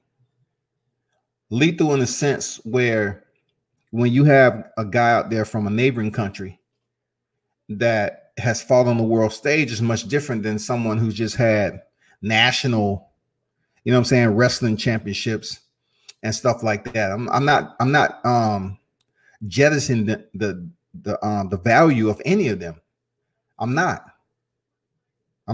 jettisoning the fact that they are important. But once again, transferring that pedigree over to mixed martial arts and knowing that you have to learn a skill that includes the middle between striking and the canvas, the system. In order for you not to get taken down, what you do, you work on takedown defense. You work on your ground game. You work on making it to your feet. But the one denominator is takedown defense. You have to work on that. If you're easily able to get taken down, a fighter that's schooled in wrestling the BJJ, the first thing they're gonna do once they find out that you know what your strategy is, they're gonna try to lock up, close distance, get a single, double, or lock those hips in and take you to the canvas. That's what they're gonna do. But Khabib versus Conor McGregor, I never ever. It's real talk. I never thought Conor McGregor was gonna win. Now, to the casual fight fans that was all on the Conor hype train, thought he was gonna win. I mean, for somebody to say they thought Conor McGregor was gonna win versus Khabib, it's just them thinking about him at featherweight and lightweight division. They thought him getting 2 championships at the featherweight and lightweight division was all he needed to do. You know what I'm saying? That's it. And it was like, shit, he used to be champ. He went over there and fought Floyd. But listen, as expressive, and I talked about this shit being legendary, I talked about this shit. What Conor McGregor was able to do from Chad Mendez up to knocking out Jose Aldo in 13 and then moving up 2 fights at welterweight, back down to 155 to face Eddie Alvarez. I mean, the shit was legendary, man, to come 2 division champ. Legendary. But coming back and trying to pull off a Dominic Cruz and stepping in there and fighting somebody with Khabib Nurmagomedov's pedigree. And look, the 2 factors that I knew for a fact with Conor McGregor. His cardio, for one, was suspect. And two, his ground game was still in the growth process. That's why I knew he wasn't going to fight an animal like Khabib Nurmagomedov. An animal. A wolverine, a mongoose to a cobra. A goddamn Kodiak. Khabib is relentless, man. He is the essence savage when it comes to ground game. Someone's going to have to put him in a different type of setting, one that he's not used to, that forces him to reach to a different level that he hasn't been able to, he wasn't forced to in his fight career. They got to take him to a dark place. And no one has taken Khabib Nurmagomedov there yet. No one. Conor McGregor went in there and did just what I thought. He made it competitive in the first round or so. You know, I like the way he was scrambling for the first takedown. He actually used some wrestling. You know, he went for the ankle to stabilize Khabib early on, right? I respect that shit. You know, with Conor. Conor's ground game has more appreciation than people give it, because he tried to stand up and knock people out. You know, he put the right hand out there as a measuring stick and then tried to clock you with the left, right? But I was saying, you know what? He's been working with some wrestlers and he's trying. Just the fact that he scrambled the way he did, he's working. But look, you've been a 2-division champion already. You went up there and made millions with Floyd Mayweather. You should have been working on your wrestling from the time that you won that won the opportunity to face Floyd Mayweather and stopped in the 10th round. You should have been working and purchasing a wrestling coach, jiu-jitsu coach, and damn, take that shit day in, day out, day in, day out. You know what I'm saying? Because, you know, believe it or not, I hear a lot of casuals over here talking about, you know, Conor McGregor went 10 rounds with Floyd Mayweather, and that's supposed to be, he didn't go. He was basically chaperoned to the 10th round by Floyd Mayweather. You know what I'm saying? That's what Conor McGregor, he was able to get an opportunity to experience. Floyd Mayweather chaperoned him, babysat his ass, and then kicked him out the goddamn hatch. Conor McGregor does and did at one point in time have amateur boxing. He did. You know what I'm saying? But it's nowhere on the level of just trying to hold out the left hand and knock someone out. So when Khabib was able to get into the ground and they had a brief scramble, like I said before, takedown defense is fatiguing. You know what I'm saying? Very, very fatiguing. Conor being an excellent counterpuncher and being a southpaw is why people thought he had a chance to win by knockout. Now, once again, I respect your opinion, right? I respect what you're talking about. But also there's levels to how people analyze fights. Sometimes people are just enamored with certain aspects of someone's fight game.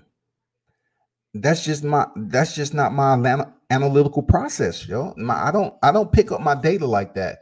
I'm not good at predicting fights, but if I'm going to sit on here and talk about it, I would never thought Conor McGregor was going to go in there and knock out Khabib. I didn't think that at all.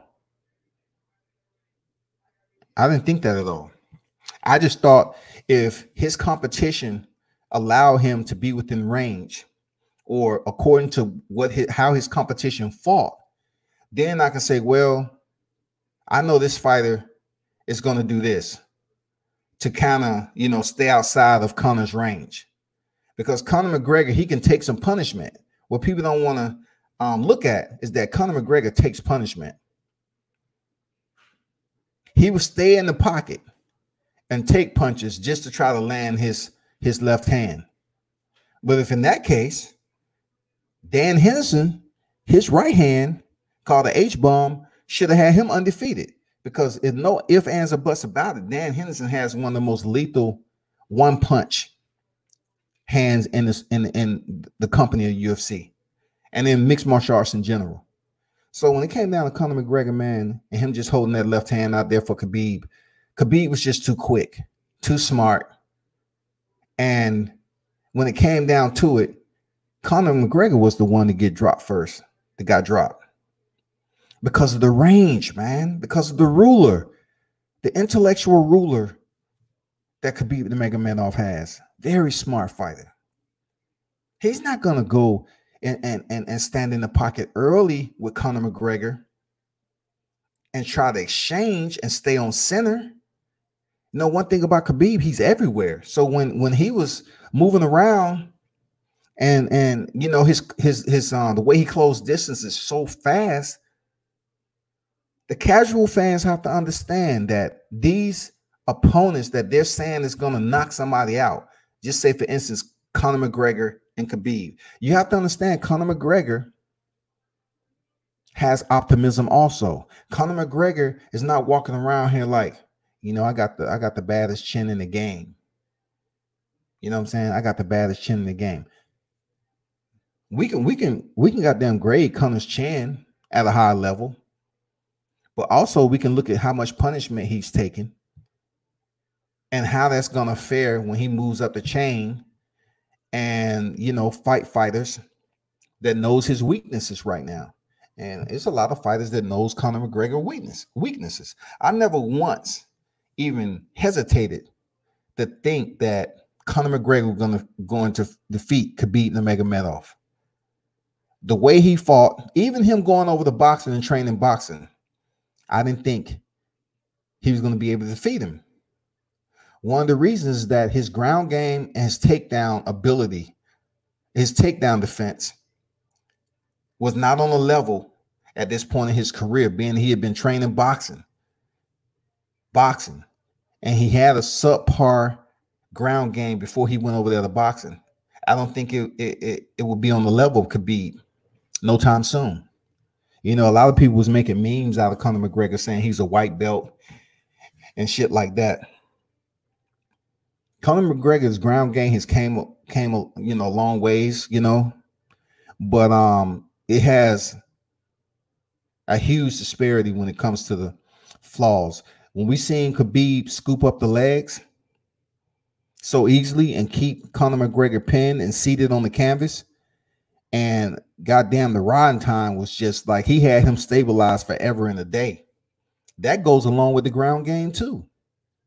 Not just being able to defend the takedown, but once you're on your back or on, you know, sat down, how do you do it? You know, how do you make it back? How do you work your base? How do you start the transition to counter, advance your defense, and make it back to your feet? A whole part of that process happens when your opposition is actually trying to shoot in on you. It all starts from there. It doesn't, you know, that's just a backup plan when you get sat down on your ass. Like the whole takedown defense is to negate from being taken down, period. Conor being an excellent counterpuncher, being southpaw is why people thought he had a chance to win.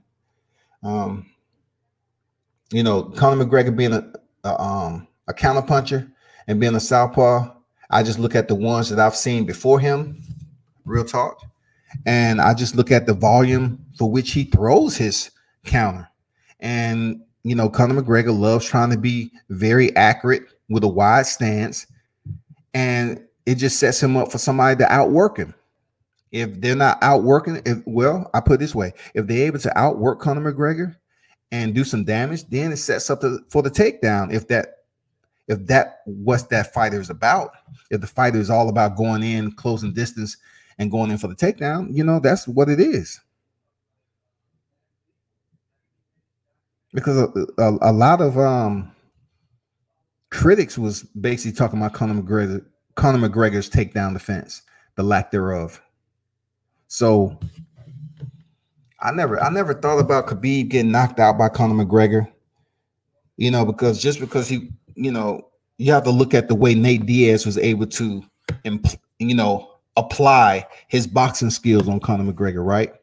You have to look at the way Chad Mendes was having success with Conor McGregor. And if you want to mention Eddie Alvarez, we all know Eddie Alvarez is taking punishment. And he's basically susceptible to get dropped all the time. In tough fights, Eddie Alvarez has been dropped, but he's a tough dude, man. The one big shocker of all of it is Jose Aldo in 13 seconds. And they always talk about how people has a puncher's chance, right? That's true in so many cases. It's true on that night when Conor McGregor knocked out Jose Aldo because they threw the punch at the same time, and Conor McGregor landed what much more velocity and power, and the rest is history.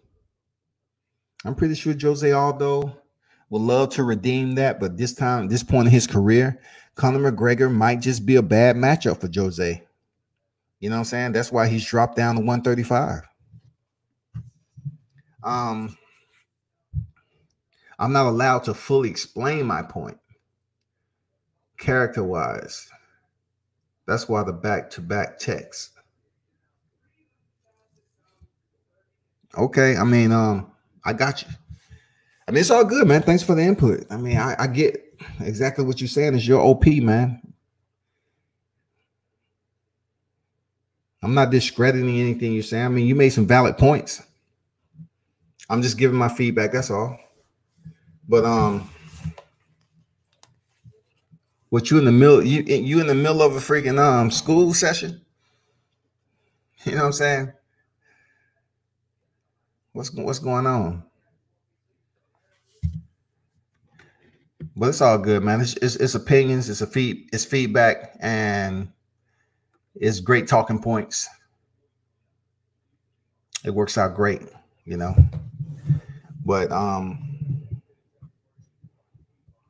looking forward to Khabib to come back. But a part of me wish this fight would have happened with him and Tony Ferguson. Real talk. I just wanted to kind of witness and see if Tony Ferguson was that fighter to place Khabib in an awkward situation, which at no point in time I think Tony Ferguson has the equalizer.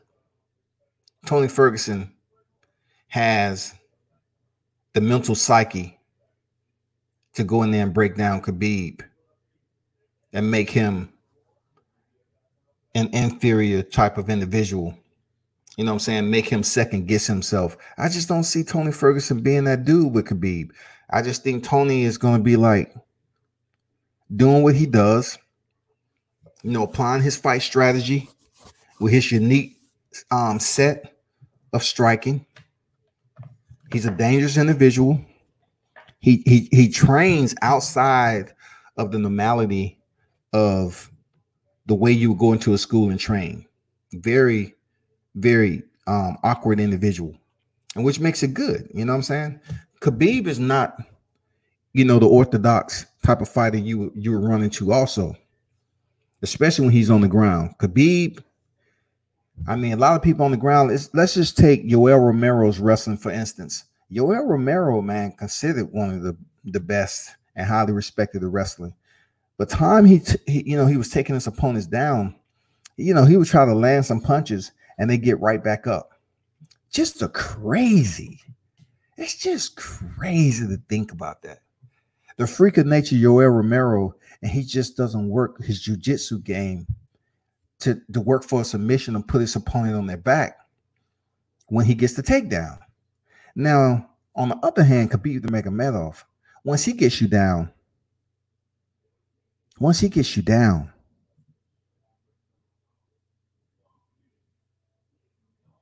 he changes people's world. He changes people's world. Khabib Nurmagomedov, when he goes to work, he's doing construction.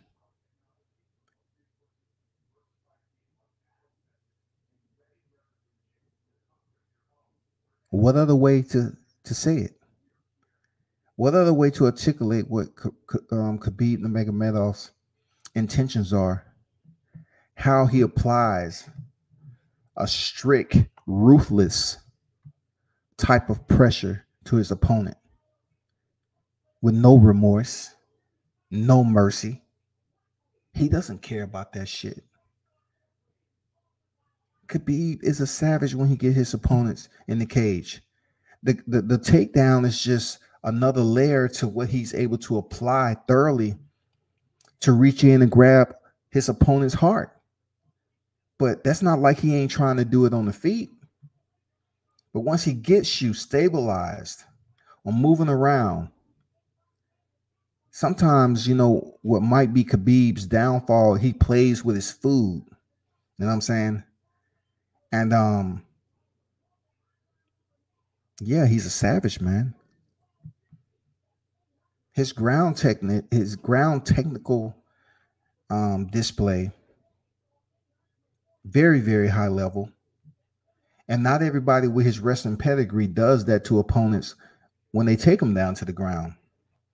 You know, the way Edson Barbosa was able to survive and go the distance was just amazing. I don't know if he kind of had some remorse.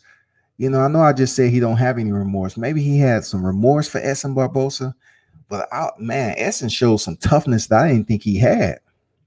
And then Michael Johnson, he just beat the god damn. When a fighter is beating the shit out of you and goddamn jogging on your damn cranial plate, jogging his knuckles back and forth like his warm-up, and the shit never freaking stops though. Like he was giving punishment to those individuals. What he was able to do with Conor McGregor and Dustin Poirier is just amazing. A beautiful display of what he's capable of doing. But then again, I reflect back on Alaquinta. Alaquinta came on there, the last minute replacement, man, and went the distance. I'm like, shit. And listen, Alaquinta, he didn't even stay on the ground. Look, Alaquinta canvas time was less than some opponents that's ranked above him. He had them in seat time more than he had Alaquinta. Alaquinta took the fight on last minute replacement. Facts, man.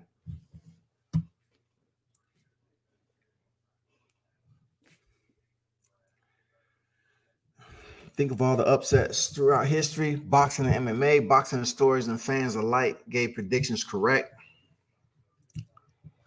UFC always about taking advantage of opportunities. Styles make fights. I believe Tyson said everybody has a plan until they get punched in the mouth hard enough, no matter how good you are in particular discipline. I mean, I totally agree with the fight can change with any type of punishment that's given. I know Tyson made that, and it's pretty much implemented throughout the scale of just combat sports in general. We understand that, but what is boxing and MMA? We get it. I mean, that is like something that resonates and bleeds across the board when it comes to being punched in the mouth, and it changes up everything because everybody's punching power is absolutely different. You know what I'm saying? It's absolutely different. Everybody's punching power is different. So you might have a plan. You might have had a damn thorough training camp. You might have been on point with everything leading up to this fight. And then you go in there and get punched in the mouth. It's a whole lot different. Your body starts doing goddamn getting jiggy, you know, and goddamn you be doing every type of dance you learn. It's like, goddamn, why my body won't stop moving? You don't have no balance. People making memes out. You talking about you was doing the stanky leg. Shit, you was crip walking, man. You was doing some of everything in there trying to stand up. I mean, I agree, man. Mike Tyson is, you know, he made it. That statement, and it does apply to a lot of people in the fight game. But in mixed martial arts, it can go many ways, man. It can be a kick to the head, it can be a punch, elbow. It's just so many variables to the system of mixed martial arts.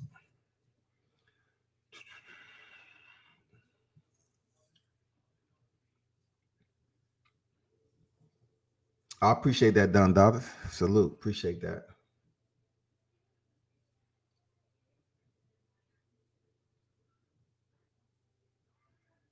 You're very thorough in your recollection, my friend. You remind me of my brother named Muhammad.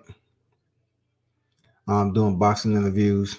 I appreciate that, man. You know, whoever Muhammad is, shout out, salute to him. You know, real talk. I try to, do my research and due diligence, man, to learn. You know what I'm saying? To me, the only way you're gonna learn is actually listening to other individuals. You know what I'm saying? So I know what I know. It's always good to have like open dialogues with people, but we live in a system also in social media that when you're talking to the public that has access to social media engines and they can look up. Just reading the chat, I can tell who's basically looking up stuff, and I can tell who's just talking from knowledge, experience.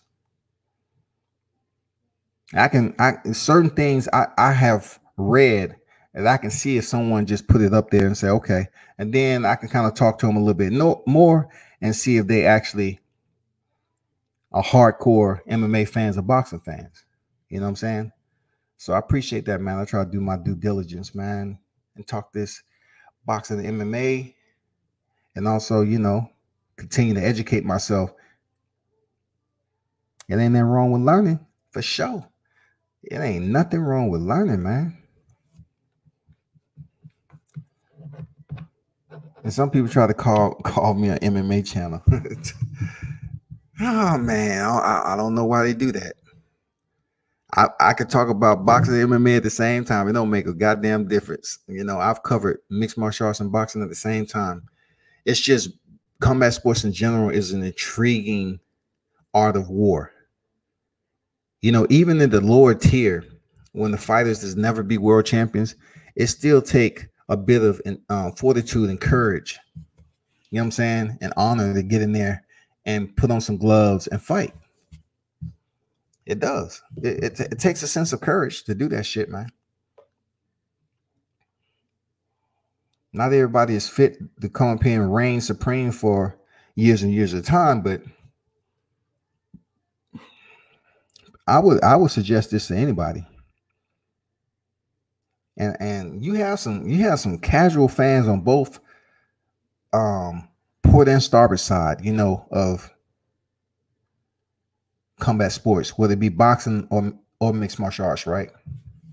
But I would tell them mixed martial arts, man. Go look at some of these guys training. I mean, the training itself will make you throw up by looking at it sometimes. Seriously, the training is so freaking tough.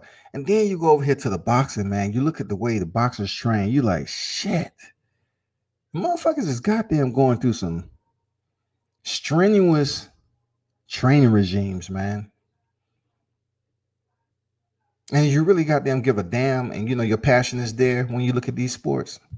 You say to yourself, like, shit, they have to train just as hard outside the ropes. So once they do split them, they can go in there and fight with reasonable dignity, knowing they have trained their ass off, and they go in here and try to fight and win this war without making it a war. You know what I'm saying? They try to go ahead and apply everything that they learn, because there's many people that's criticizing these fighters, but they're not understanding. If you're going to criticize a fighter for not having a high school education, if you're going to criticize them for serving time, being a felon, and all this other stuff, you might want to appreciate the fact that these individuals going in there and have to make changes, and they have to have a unique thought process to go in there and compete. Like, you don't have a chip in you that people are downloading moves just like you playing a virtual goddamn video game. No, this is reality. So you have to go over there and make changes. You have to take what you take, and if it doesn't suit you, you have to damn switch it up and reapply. You have to make sure you disrupt the rhythm of your opponent to come out victorious.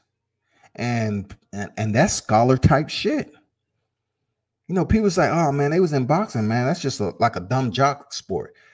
Not at all, man, because you have to go in there and maneuver your way through the battlefield.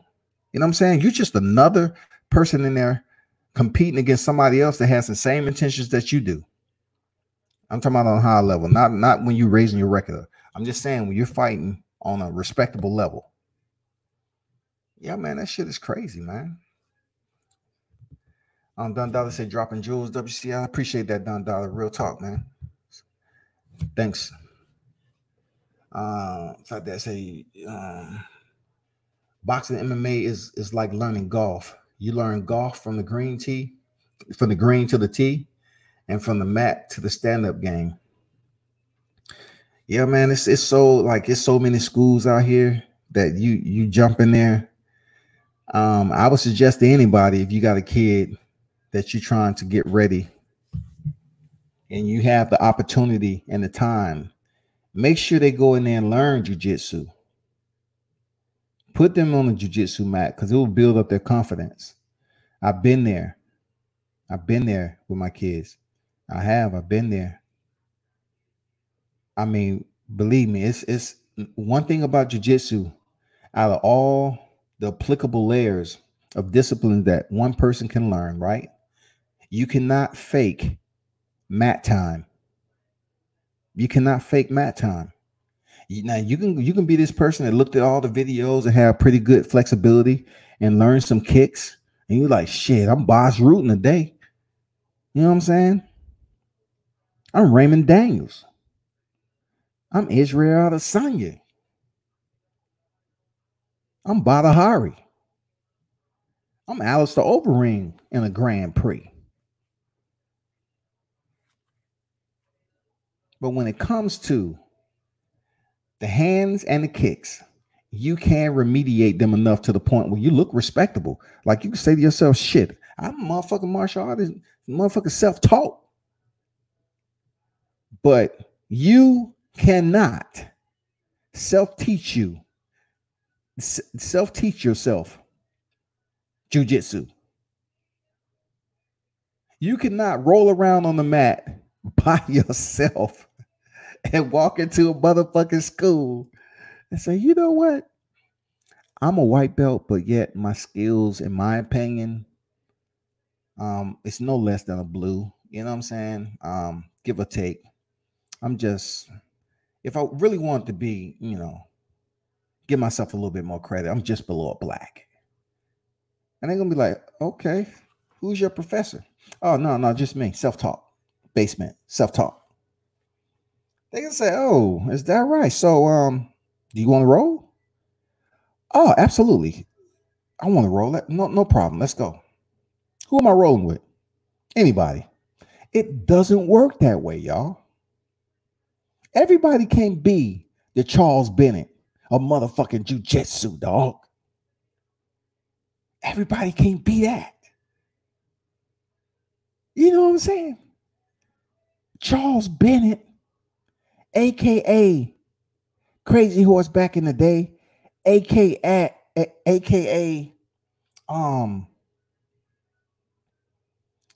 damn, what was his name? He went to another name, and then now he's Felon. You know how I know that shit? Because I had a run-in with Crazy Horse. And I called him that because that's what I grew up off of, right? I knew the cat was crazy. I said, hey, what's going on, Crazy Horse? He's like, nigga, my name ain't Crazy Horse, man. My motherfucking name Felon. I said, shit, they have bad intentions. Both of them means bad intentions. You know what I'm saying? Shit. Felon then. Because I'm not calling you out your name. Your name, Charles Bell. I'm not calling you out your name. I'm just, I just call you different from what your alias is right now. But he was mad, hurt about it, and he walked away from me because I was trying to get an interview in, and I have it on video too.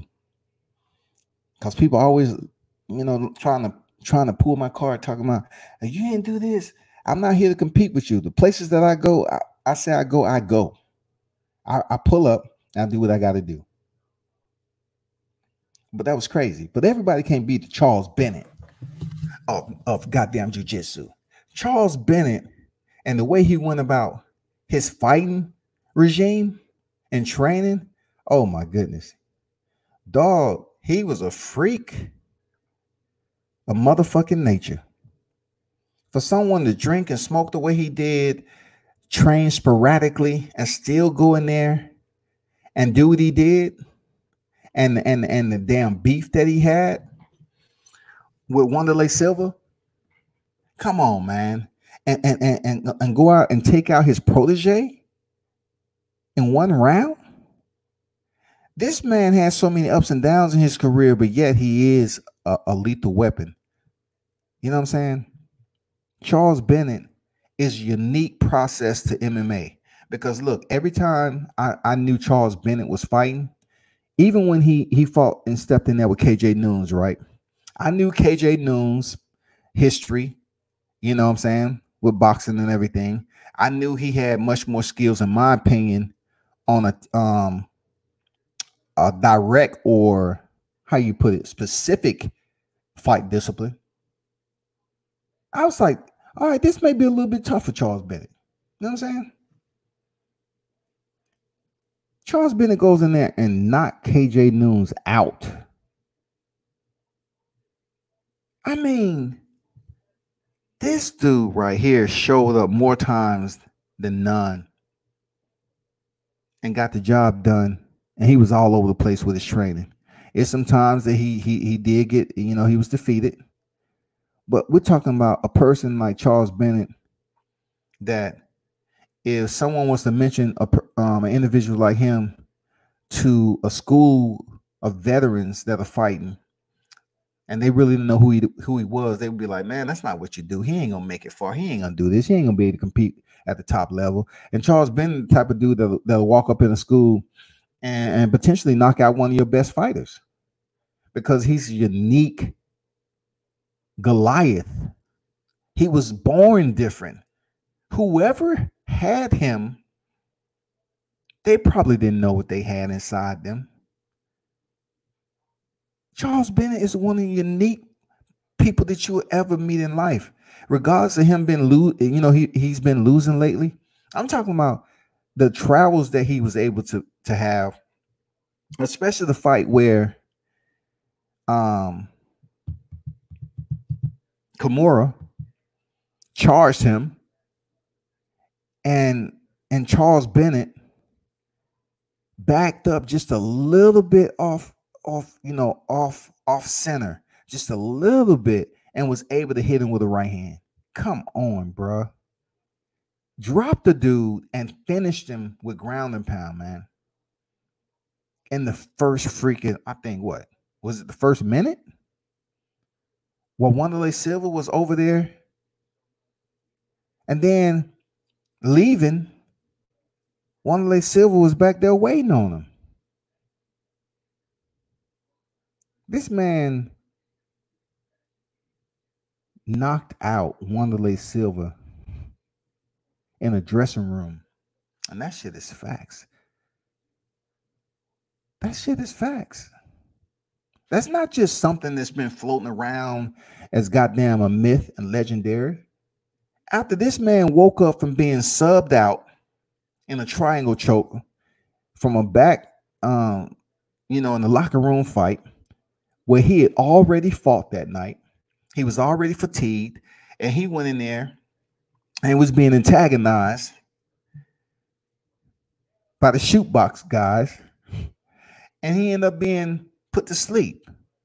But when he awoken and Wanderlei was kicking his feet, the man woke up and goddamn prescribed him what he was asking for. He prescribed him his sleeping aid. And look, y'all, Wanderlei Silva was set to face Ricardo Arona. He knocked out the man before he even stepped in the damn ring to fight, y'all. So the Japanese went in there and extracted all the tapes so the shit couldn't get out. But what they took out was Wanderlei sitting up there asleep.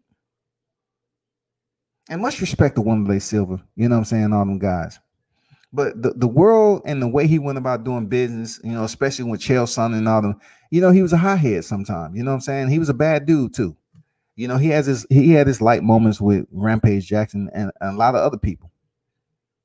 But I'm just saying, that fight with freaking Charles Bennett, he was kicking his feet, and Charles got up and put this man to sleep, was verified. You know what I'm saying? Eddie Wineland even talking about it. Why would he come up here and vouch for Charles Bennett? He said he was there, he seen it. Silva was freaking kicking the feet of Charles Bennett. Charles Bennett woke up, slept him. Let me move on, because when I start talking about Charles Bennett, man, shit. Dude was a freak, for real. I speak from experience, facts, more victories than defeats. But defeats, nevertheless, is from losing. I've learned to win in life in increments. Boxing and MMA embodies discipline. Real talk. Let me read that again. From losing, I've learned to win in life in increments. Boxing and MMA embodies discipline. Facts. Check this out. Learn the difference in a question and a statement. Meaning, I can do something implies you have given up. How can I do that? Means the mind is still open to learn. Totally get what you're saying. You have been extremely teachable, my friend. It's because of that humility you can recollect these experiences and share with your audience. Thank you. I appreciate it, man. Real talk. Thank you. Thank you and everybody who's tuned in. Seriously. Like I said, I tell anybody this. I see people out here with hundreds of people in the live chat, and they talking amongst each other. I can have 10 people in the live chat talking about my topic, and we able to converse about something. And it's conducive. It's a productive live chat. I'm cool. Because I ain't trying to sit up here and compete with nobody. You know what I'm saying? Because fighters going to drop through. Teachers are going to drop through. Professors, senseis, everybody's going to drop through sooner or later. And they're going to talk about what their experience is. If their experience outweighs my travels, then I'm like, cool, let me absorb this shit. Let me archive this. That's all I'm saying. I don't know. I give credit to credit due when people, teach you something. You say, damn, I ain't know that shit. All right, cool. Motherfuckers act like you can't get credit without lowering your intellectual standard. That doesn't mean shit. That just say, you know what that person told me, I did not know. So since I didn't know, goddamn, give credit where the source derived from. That's it. That's all I'm saying, man. But I appreciate that, bro. Real talk. I mean, so I'm guessing that you compete in mixed martial arts, so you compete in multiple disciplines. What's the deal? Like you compete in multiple disciplines, or you can been competing over a period of time? Or what's the deal with that? The smaller the circle, the more intimate the discussion. Yeah, it can.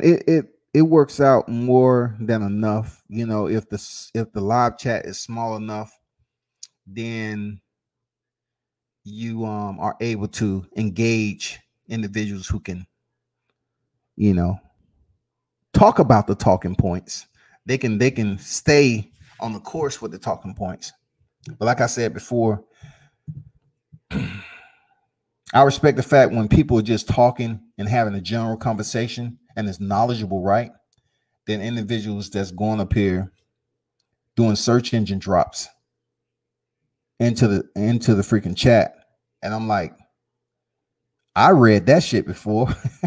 You know what I'm saying? Like everything is researchable, right? I'll say, you can research what the fuck you want to research. It's all good. But don't be dropping shit up here that's verbatim and plagiarizing what's out there on social media, man. Like if you have access to a keyboard, cool. But the only way you're gonna learn how to carry on the conversation about, anything combat sports related, one huge factor is talking to individuals who may know more than you, or may have competed, if you don't compete in the sport, may have competed in the sport, and you can soak that all up. That's the easy part about it. But when it comes to this social media jungle out here, man, there's certain people that want to walk around and a sheep, and they just don't want to come out in the open and say, you know what, this is something I don't know. Since you fought and you've been walking here longer than I have, can you teach me that? Can you show me this right here? Can you do you know this? Do you know that? It's easy. It's easy work. But another thing I found out is that some fighters, when you talk to them about whether it be boxing or MMA, some fighters really don't want to talk about it. Like they compete in the sport, but they just don't want to talk about it. Like a lot of fighters don't want to talk about the sport they compete in because it can be various reasons. But I know I've been in some places where I just get all motivated and want to talk to them about boxing, and they're just like, no, I don't really want to talk about that, man. You ask them about a fighter outside their weight class. No, I don't really even pay attention to that shit, man. I wish them nothing but success. What motherfuckers say, hey, I wish them nothing but success. They ain't really try to talk about shit. But you're right, man. I agree. Smaller circle, more intimate discussions, more conducive. The information is more valuable in a lot of ways for those people trying to learn. But yeah, man, that goes without saying for real. 53 years old, boxed Golden Glove for 3 years. For a brief period, practiced MMA and boxing during my younger years. That being said, I'm a fan of both sports. All right, that's what's up for sure, man. Congrats to you. For your comeback travels, man, your journey in life. Everybody's excursion is different, especially when it comes to combat sports, man. That's why I try to refrain so much. That's just not a term I use of calling fighters bums. We do know on the regional level, when fighters are fighting, there are individuals off the couch. But really, even the ones off the couch, man, I done seen some motherfuckers go in there and just get it in. They don't last long, but they get it in. But you got to respect the game, man. Like, this is a tough, hey, combat sports is tough. It is. And look, I'm thankful for being able to experience some of that overseas schools and stuff like that. I mean, it's just the military had a martial arts program, which is, it's a way that you can get around it. Like, it's according to who your instructor. If someone was a brown belt, it looked better than a green, of course. But you get to a point where you can go to the green belt course. I mean, you can become a green belt and pick up brown, and those who was fortunate can go to Quantico and go to the black belt course. And I'm pretty sure they got busy down there. I knew some cats that went to that course. But overall, if you're talking about military, it's not as thorough as what I seen when I was in Korea. I had the opportunity to speak with some South Koreans who's a part of the QRT team. Because I'm always nosing when I was in foreign countries. I always wanted to goddamn visit dojos and schools and shit, right? Especially in Thailand. But I spoke to some guys that was like spec ops type dudes that's supposed to be on the ready in mere seconds, right? And man, they were so freaking tough, man. They was doing body hardening, man, with no pads on, no nothing. Like, I know some people that probably tune in and say, oh, well, that's how you do it anyway. No, you're not understanding me. Like, body hardening for them was damn near, in my opinion, above medium speed. And the way them motherfuckers was goddamn checking kicks, This wasn't no hesitation like over here in the US, like, hey man, hold up for a second. Let me just go over here and goddamn drink me. We did like 5. We're gonna do 5 on each leg, right? Okay. Then after that, I'm gonna go over here and just chill for a little bit, drink me a goddamn Monster Energy drink, and then we're gonna pick this shit back up. Now, I seen these cats check leg kicks, and the repetition was over and over. I lost count. And damn, I wish back then, you know, I had the technology that I did over there.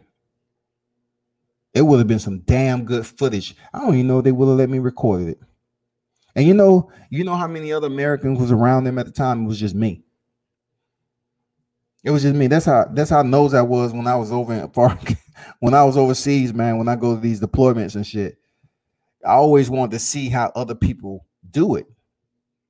It was so fascinating, man.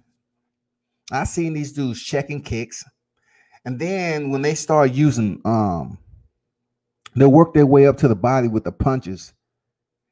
I mean, I just don't see, like in the military, they start off real slow, especially you had male to female, you know, partnership or whatever, doing the drill and shit. When they warmed up, it was always goddamn medium to high speed though. Like, fuck. I was saying, these motherfuckers tough. It was no hesitation. Like, they take a punch, they return a punch. Take a punch, return. Man, it wasn't no motherfucking goddamn, all right, that's it, man. You know, shit, you hitting a little bit hard. They was really doing some motherfucking body hardening. Straight punches, hooks, you know, forearm. You know, they was doing this one body hardening where they was going forearm to forearm in close range in fighting. And it was a smooth technique. So the guy showed me his arm where he had been doing it for so long that, you know, he had said, he said you can take a rock or whatever and hit him, and his nerves, you know, he won't feel them or whatever if he was hit with a stick or a rock in his forearm and stuff like that. It was a fascinating venture. I was fucking nosy when I went over to foreign countries. I always try to find a school, man, believe it or not. Thailand, I really don't like talking about that because that's the worst place I've been, where I seen kids that was in bad conditions learning Muay Thai deep down in the goddamn the alleyway, like the school. It's just, I don't know, it's almost like a code, man. Like, I felt I was able to be allowed to see it, the school, in a sense. But to see kids there with the damage to their shins and what they was going through, I didn't see a kid crying unless they was in the ring and they was going through repetition. And those guys weren't really, like, I'm not talking about older guys kicking the shit out of the kid. No, I'm talking about them just sparring with an OG and just learning, you know, certain techniques to block and, you know, execute offense, stuff like that. But looking at these kids' legs, I say it ain't no fucking way American kid walk around here with shins that look like that, elbows that look like that. They'll be calling defense and goddamn in a second. I think y'all need to come over here. These kids look different. What do you mean, ma'am? They have bruises all over them. I think they're being beaten. I think they're just in a bad place right now. I think they're starving. Like, these kids was in shape. These kids had abs. These motherfuckers look like goddamn youthful killers, goddamn it, with their hands. And I just always appreciated seeing that shit. Like, it I felt bad, but I was like, damn. No wonder these Muay Thai fighters, they can go through several dozen, hundreds of fights, man. And I just don't hear them about any signs of encephalitis or pugilistica or whatever the case may be. Like, these Thai guys, man, they be throwing down. Outside of jiu-jitsu, I would definitely tell somebody to put their kid in Muay Thai before karate and taekwondo. Period. Of course, boxing is in there, but I'm talking about, Muay Thai, you can learn how to, land some punches and shit, but not everybody has kicks. You know what I'm saying? So you take jiu-jitsu, Muay Thai, and spend some time, in the school with that. Get your nerves right. Deaden those nerves in the shins and elbows, man, and knuckles. You'll love it. But congrats to you, man. Boxing and MMA for real. Humility is essential in learning combat sports and life in general, because you will either be humble or you'll be humiliated. 2 H words, absolutely. Humility and humiliated. You know what I'm saying? And not necessarily in that order. I'm proud military as well, my brother. 8 years of service. Thank you for your service. Salute, man. Salute to you. I appreciate that, man. Whatever service you was in, thank you for your service. I'm not sure how I was in the service, but you know what I'm saying? Salute to you, man. Because people come over here with different names and stuff. That's just the goddamn covert ops of social media. People be talking to you that may know you, but they won't say they know you. You know what I'm saying? I ain't never seen you on Facebook. How you know I was in the service, man? Knowledge is power is true. Knowledge is power is true in a sense. Applied knowledge is most effective. You just use some big words, my dude. What the fuck, teach? Listen, one thing about vocabulary, it's no such thing as big words. You know why I'm saying that? And I'm not being facetious at all, right? And I'm not trying to goddamn talk down and speak to someone in a demeaning type of way, right? But what I learned early on, right? You're talking about a kid who came from a family who sit up here and criticize you for speaking English, right? So what I learned is you have 2-letter words that's unrecognizable to the thought process of people, right? They, 2-letter words, you're saying to yourself 2-letter words. And no, I'm not talking about IN or AS, you know what I'm saying? Or SO. I'm talking about 2-letter words that doesn't visually gives you that comprehension that, oh, okay, this is a word. So what I did learn is that if the word is in the goddamn Webster, it just haven't been found yet. It's not necessarily a big word. I know what you're saying, but it just takes time for someone just to read and read and read and be able to speak and utilize those type of vernaculars. That's all. And believe me, I don't do it all the time, but it's more so a habit that I have from writing to get on here and talk. And if you never had a speech impediment, you never heard somebody with a speech impediment, right? I don't know what it's called, but it's the same thing with writing.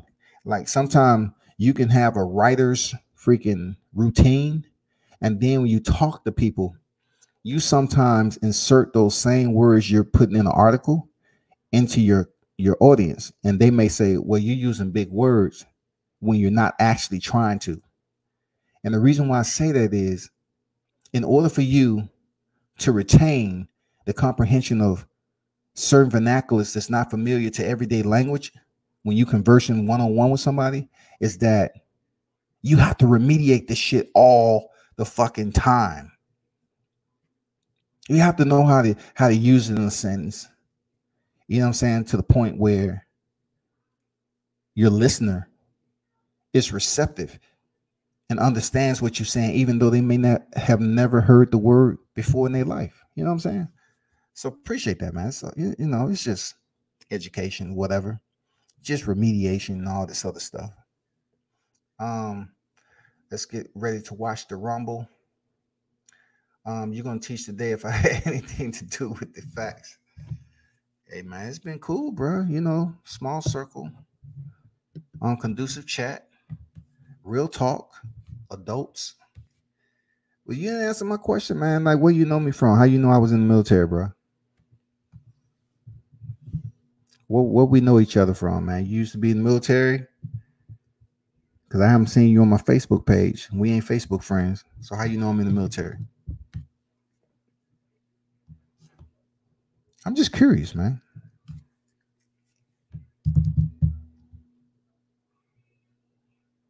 I'm gonna stop messing with you, man. I'm gonna stop messing with you. Because overseas, that's basically saying you're in the military. You know, I'm just goddamn keeping it light. You know what I'm saying? I'm just keeping it light. Most of the people that know you overseas, man, you was in the military. You just don't hear people traveling talking about, yeah, I travel overseas. I travel the world. I just did the shit because I had the money and I just wanted to see what it was about. No.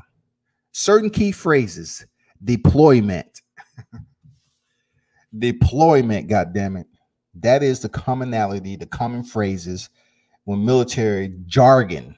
Not to use these phrases. Look, I'm not trying to goddamn lace the boots back up and get in uniform, but the jargon comes out. You know what I'm saying? Deployment. Shout out to all the service members that went in there and put that work in, man. Shout out to y'all. Real talk.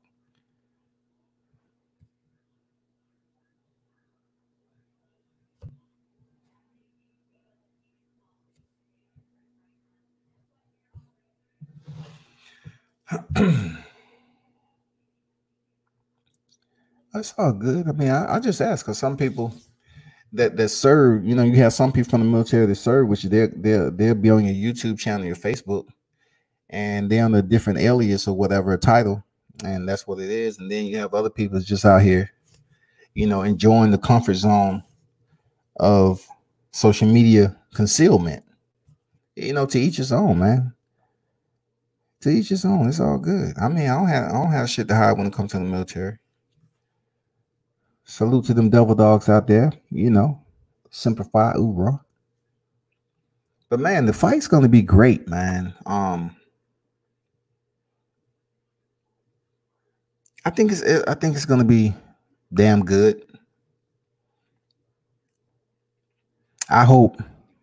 You know, it was at one point in time when I knew Jacare Sosa was coming on deck. I was like, damn, I just can't wait for Jacare to come over here, man. I just can't wait to see this dude fight. And then he just never really maturated into that just behemoth that I thought he would be outside of jiu-jitsu. You know what I'm saying? I was like, shit, this dude is gonna be a beast. And you know, that's one of that's one of the scenarios I was trying to use. Like, so you have somebody on the highest level of jiu-jitsu, right? And they come over here and they don't really fare well enough to become world champion in UFC. But you was a world, like, look, you was on the world stage in jiu-jitsu. So if you competing against somebody who was never on the world stage of jiu-jitsu, but now you over here in mixed martial arts, why isn't the same for them to close distance, get close, use their strongest skill set when it comes to the art of war, to get in close, take them to the mat and sub them. Like, if you put on a gi and you put Sosa in there with majority of the people that's in his weight class right now, they wouldn't even last. That's just my opinion. They wouldn't last, right?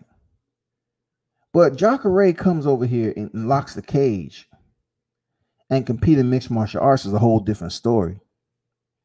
Like, I really thought that he was going to be one of those guys that potentially go in there and win a title. I was like, shit, man, Jacare, I've been following him forever and a day. I just can't wait till he come over here. But it just didn't work out like that. And no, just to think that he knocked out Derek Brunson twice. He knocked out Derek Brunson twice, man. How you think Derek Brunson may feel? You know what I'm saying? Jacare knocked this dude out twice.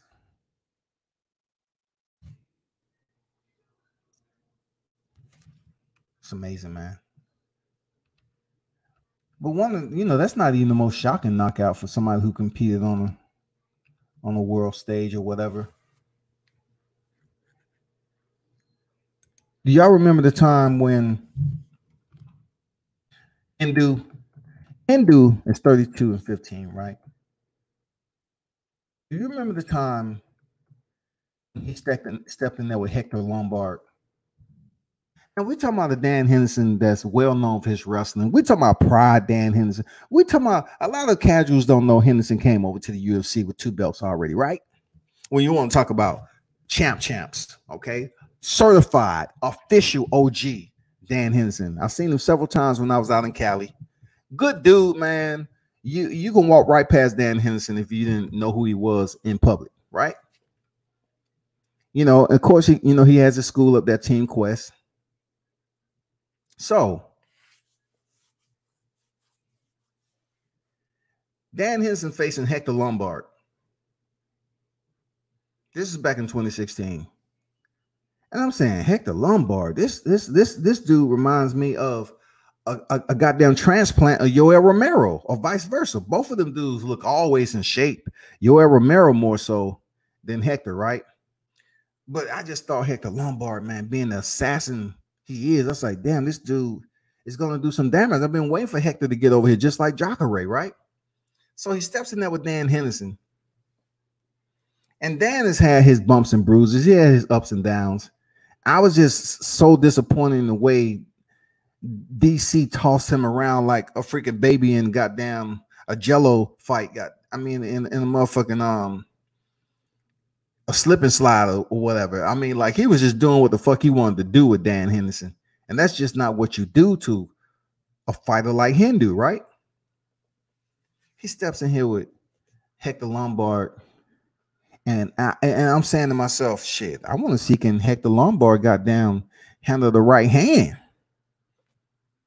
You know what I'm saying?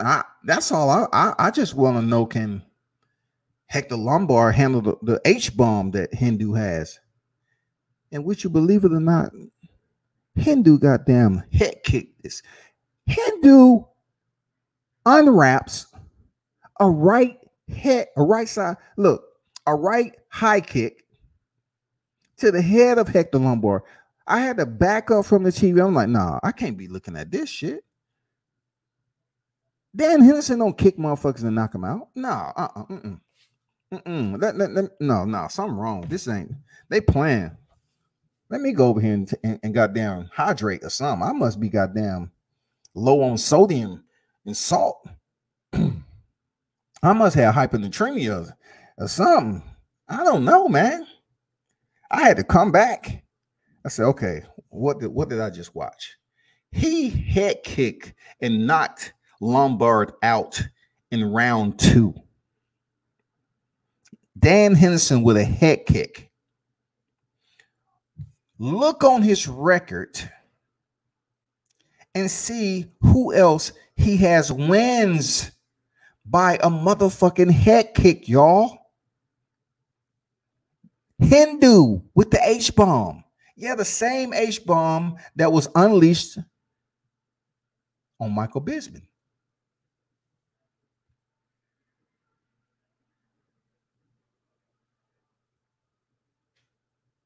Yes, man.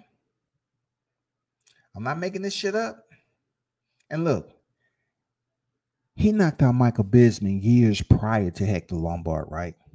And look, Michael Bisping's an OG, man. It would be great to goddamn talk to him one day, because look, Michael Bisping got there cuss your ass out of his sleep, man.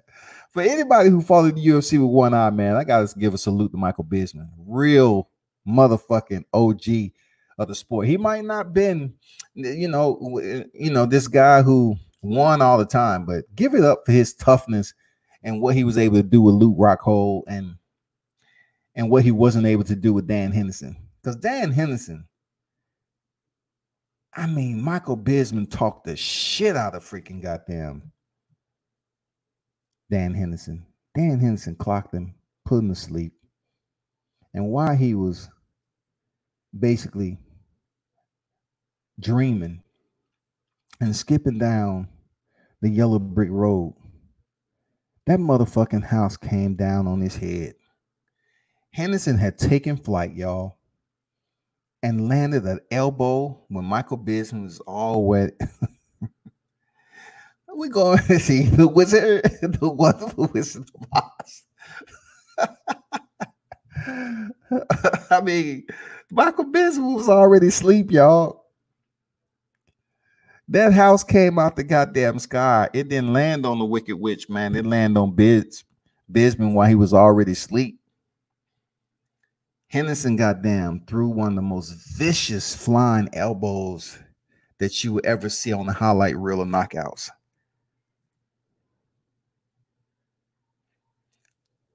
Hindu threw one of the most vicious elbows that you would ever see while an opponent is knocked out. The height,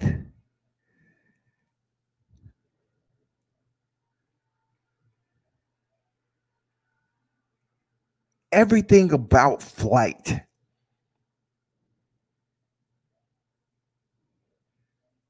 And Dan Henderson's career, he really never had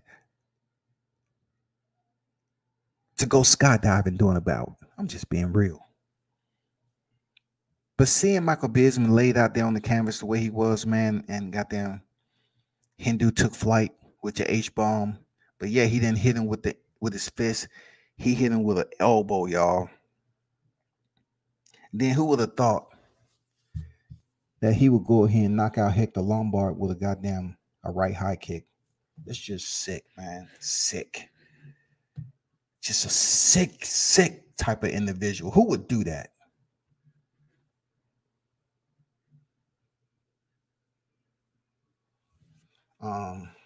Anderson Silva, the GOAT. Skill set wise, John Jones is the greatest ever. Who said that? Skill set wise. Let me see.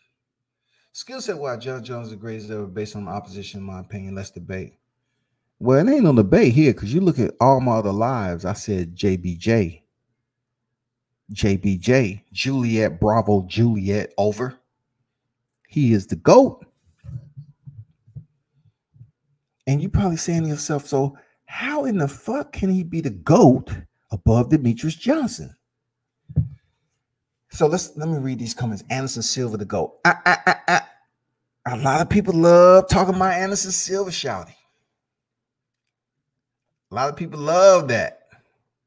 I know it's easy to say, you know what? Look how long Anderson Silva reigned. But we'll get back to Anderson Silva. Correction, actually, Jones Silva 1A, 1B, Gundada.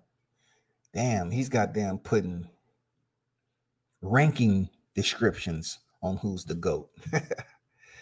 You know what? I have to look at I don't know, man. You know, Anderson Silva is very, very close, man. Like, you know, when you're looking at the criteria for determining the GOAT, y'all, it's tough. Let me continue to read down. Then we're about to dive into this. You right up my alley talking about John Jones. You know what I'm saying? Salute fam. Agree 100. 1A, 1B in order. Won't ring the bell. Keep trucking. Dundee say keep trucking, trucker. To add another note, Jones Silva is actually a pick 'em fight advantage. Jones though, bigger, stronger fighter advantage. Silva though with speed equals skill set. Henderson got busy. Hendo was the Tyson of MMA, along with Liddell. As much as I want to touch on Tyson with MMA along with Liddell, I got to go back up to John Jones. The reason why I say John Jones is the GOAT is because of who he's faced.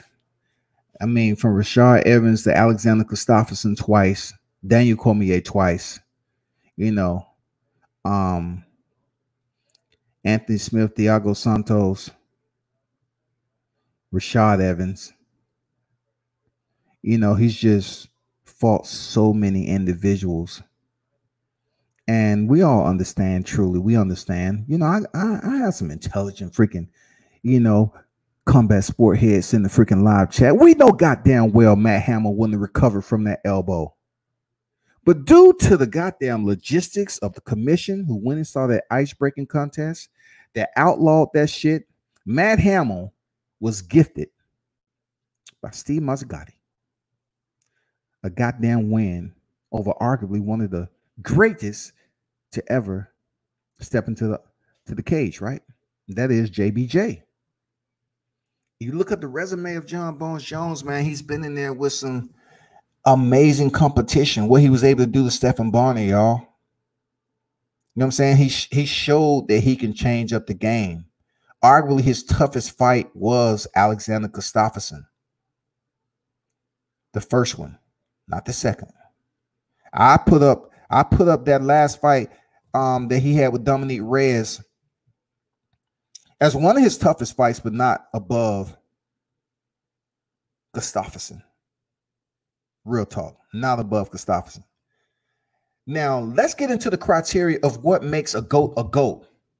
Understandably, if anybody call you a great in life, it is all because of them perceiving you as being in a position long enough to earn that respect, right? That's what GOAT is. GOAT isn't a BMF belt. You don't fight for a belt to say great across it. It's all about your body of work, your accolades, and everything else. So with that said, I'm looking at it like this. The three that y'all mentioned, John Jones, Anderson Silva, Hindu, all of them have a body of work that considerably you have to look at everybody in an itemized reflection of their career. The reason why I'm saying that, you take Hindu from his Pride days and when he came over to the UFC with 2 belts and already the reputation he had, and then you take Anderson Silva, him coming over to the UFC and what he was able to do, how long he was able to hold the freaking belt. Anderson Silva, man, in his career right now, Anderson Silva, he has only 10 losses and 34 victories. Now, Anderson Silva has somewhat like a boxing freaking record.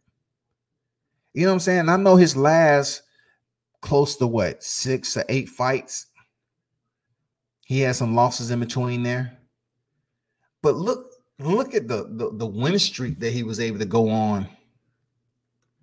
I mean, the dude was on a hellified win streak, respectable, man.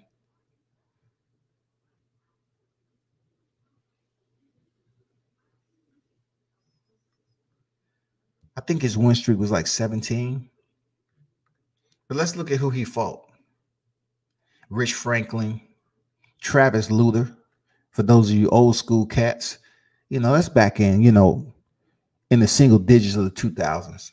Nate Marquardt, yep. The same one who, had his reign too. I was like, damn, he's going to be special. He also gave Tyrone Woodley a brutal knockout over there in Strikeforce. Rich Franklin now, come on, man. Come on now. Former champion Rich Franklin, come on, man. James the Sandman Irwin. For those of you hardcore MMA fans, man, come on, bruh. You know who James Irwin has a knockout over. Patrick Cote, Talis Lethis, Forrest Griffin, Damian Maya, Chael, the Super Juice Sonnen. I like him, though. I like his podcast, man. Much respect to Chael. Shout out to the bad guy.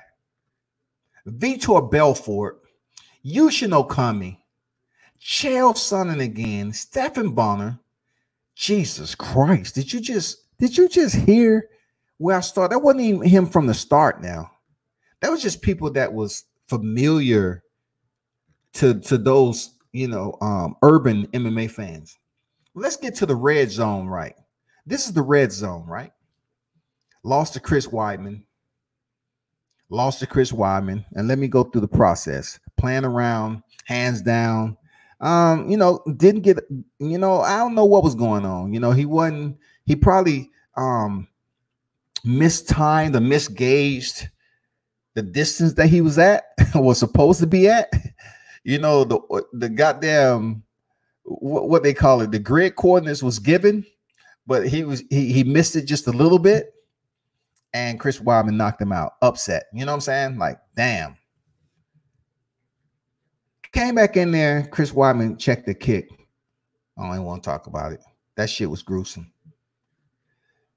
Went in there, lost against Michael Bisping, and I was surprised. I ain't gonna lie. I thought Anderson Silva, this would be a green light for him, but it wasn't. Michael Bisping defeated him.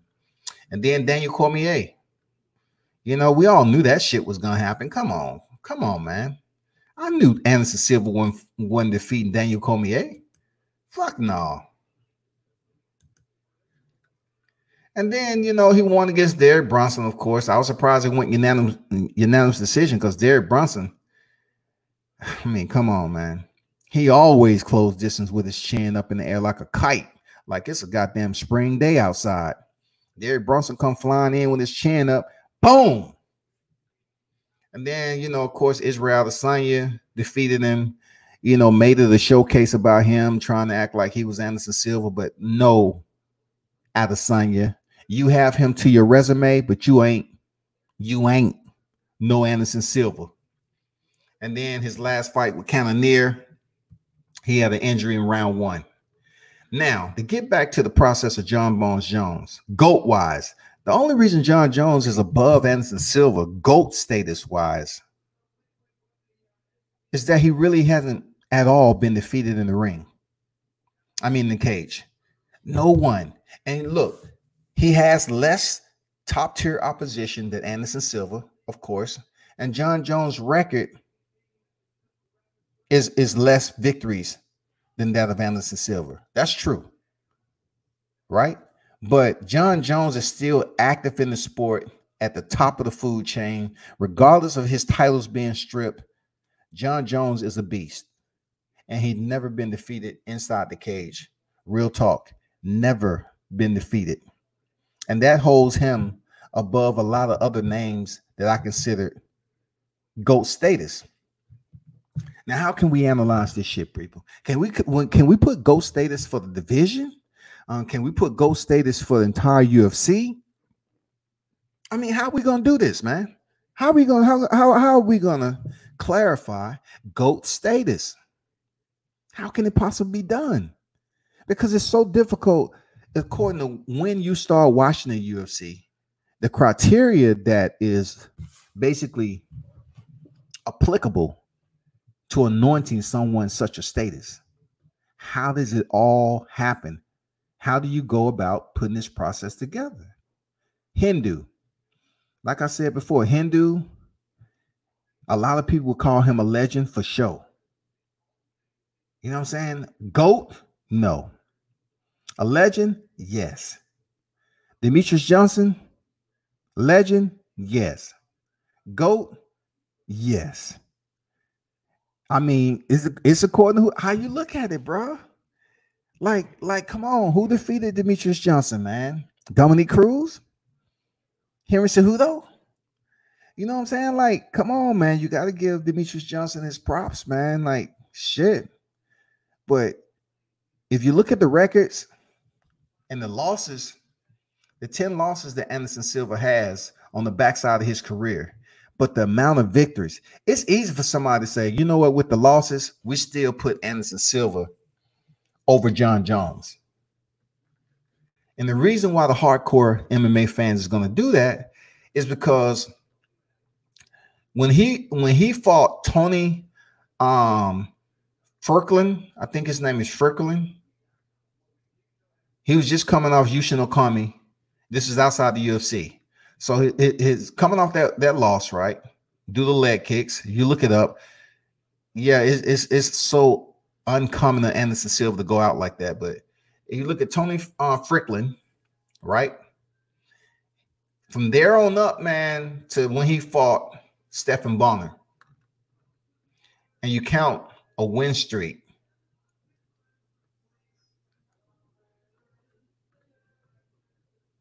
You count a win streak that he had, and you compare that to John Jones' win streak, it's no comparison. It's no comparison. That's just like the names that he has on that win streak.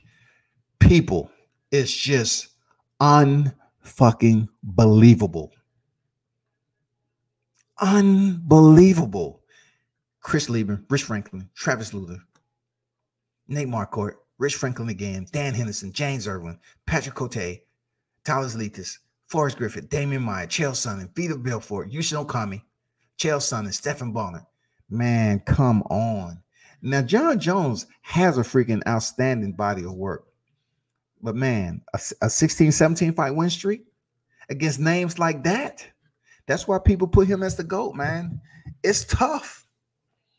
You know, like I said before, the only way that I put John Jones in front of Anderson Silva is because he really haven't at all been defeated inside the damn cage, y'all.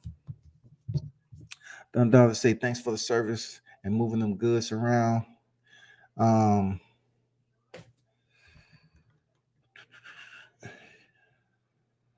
Appreciate that, man. Prime versus Primes. Who you got? You talking about John Jones and Anderson Silva? Prime versus Prime? Well, John Jones never fought at middleweight. You know what I'm saying? So I would take that in consideration. I've seen a lot of that I call it corn thing. That corn thing media that's going around. Like everything just becomes a thing to talk about right now. But victories as well as consistency, the opposition inside the cage, in my opinion, Jones would win if he could avoid the strikes of Silva. Both would have to avoid each other's head kicks. Close distance with his chin up, Gracie. Silva has the edge with the jiu-jitsu, kind of because Jones is heavier, so the weight could play a part. Jones has the edge in close fighting elbows, Silva with the speed, Silva with the speed. Yeah. Solid points reference to compare these two. Solid points. Real talk. Solid points. It just comes down to if these fighters at what point in time in their career, man, could they have stepped in there together? You know, because I wouldn't have seen John Jones moving down to middleweight. But when Anderson Silva was on this win streak, and, you know, granted, he was in the UFC before John Jones was. You know what I'm saying? That would have to play a huge, significant role in would we have seen any of these two fighters ever fight each other. It's hard to tell because, look, Anderson Silva didn't move up to face DC at light heavyweight until near the end of his career. You know what I'm saying? That's just facts. And the way he looked against DC, I mean, it was what it was, man. Like, to be honest with you, it would have been great if it was much more competitive, but two different styles like that, it just didn't fudge right. You know what I'm saying? It just didn't mesh well. And plus, Anderson Silva coming off a leg break, and, you know, I'm glad he was able to clear his name with the goddamn drugs and shit. You know, for people calling him a peg user, and I'm not gonna lie, I even thought he probably may have used just so he can heal up his freaking shin quicker. But he been vindicated. He was vindicated, man. Salute to him. But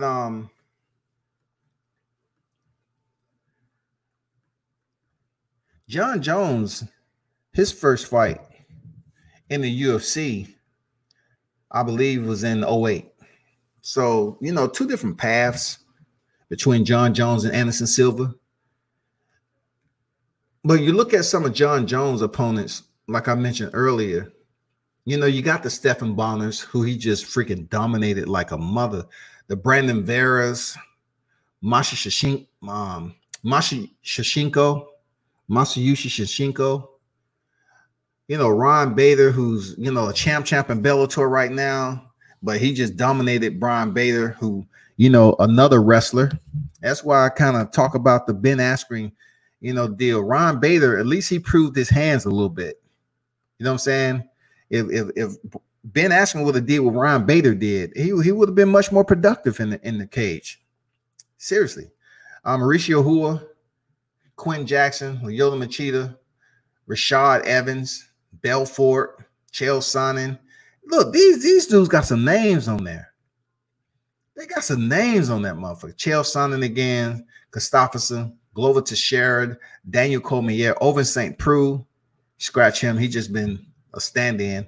Gustafsson again. So you take how many people that John Jones has fought twice, and you know it's some double ups on Anderson Silva. I just still I have to give it to John Jones because he's fought some very tough opposition when the sport has evolved much more than it was, in my opinion. And even though Anderson Silva may have a better ground game in jiu-jitsu, I don't think that's something that John Jones is pretty much worried about, to be honest.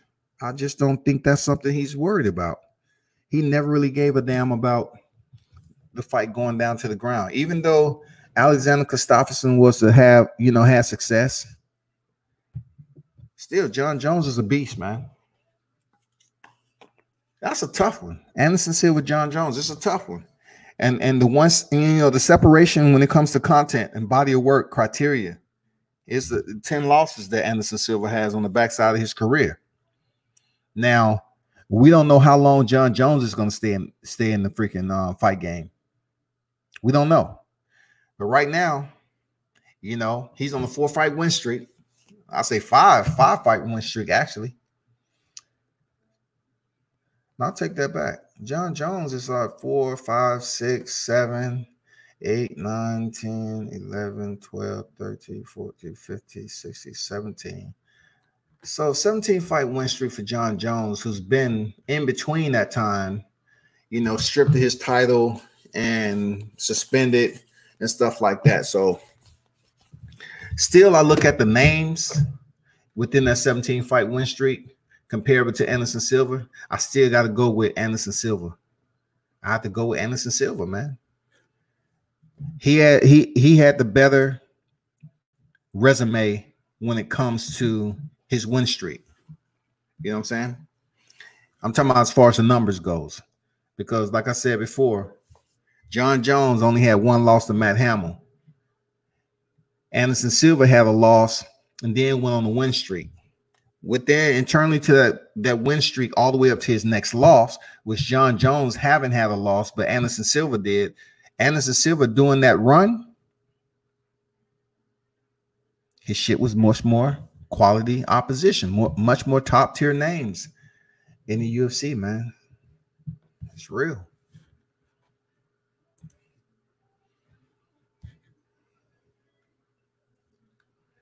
Silva having the edge in jiu-jitsu, yeah, I would say, even though John Jones has competed in gi tournaments,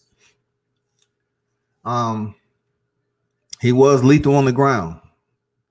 You know what I'm saying? And both of these guys have submissions now. No doubt about it.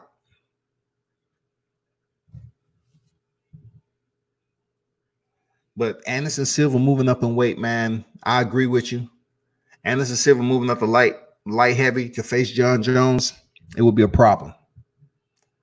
And we're talking about him potentially facing John Jones after his leg injury, vice before his leg injury, or, you know what I'm saying? It would be a much more competitive fight, man.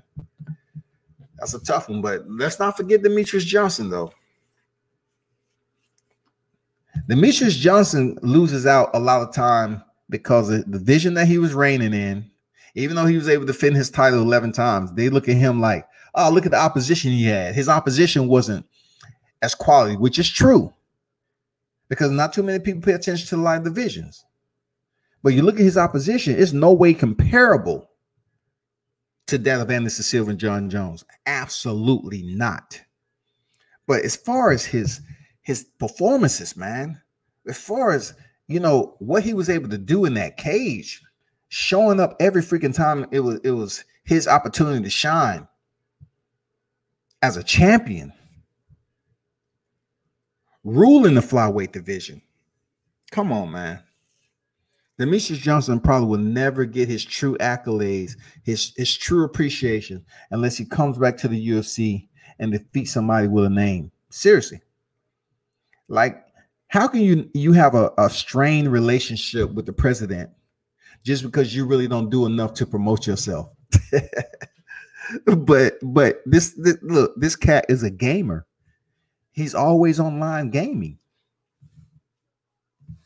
So, but you can't promote yourself. Dana White said, goddamn, get your ass out the seat and goddamn be more damn active on social media. Talk that shit. You know, goddamn. You got 7 title defenses right now. You got 8 title. Man, I need more out of you, Demetrius. Well, I don't know what to tell you that, Dana. My wife, I'm all about family.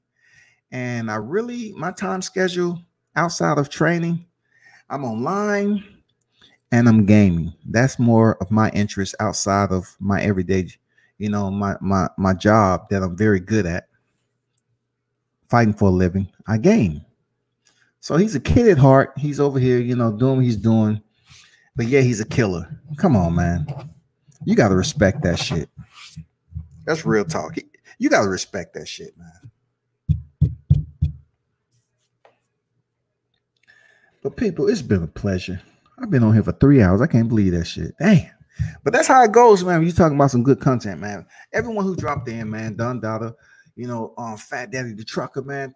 Thanks for dropping in. Josh Talks UFC. Who else was up here? Everyone who tuned in, you know, that didn't stop through on the live chat. Salute to you. Appreciate you stopping through.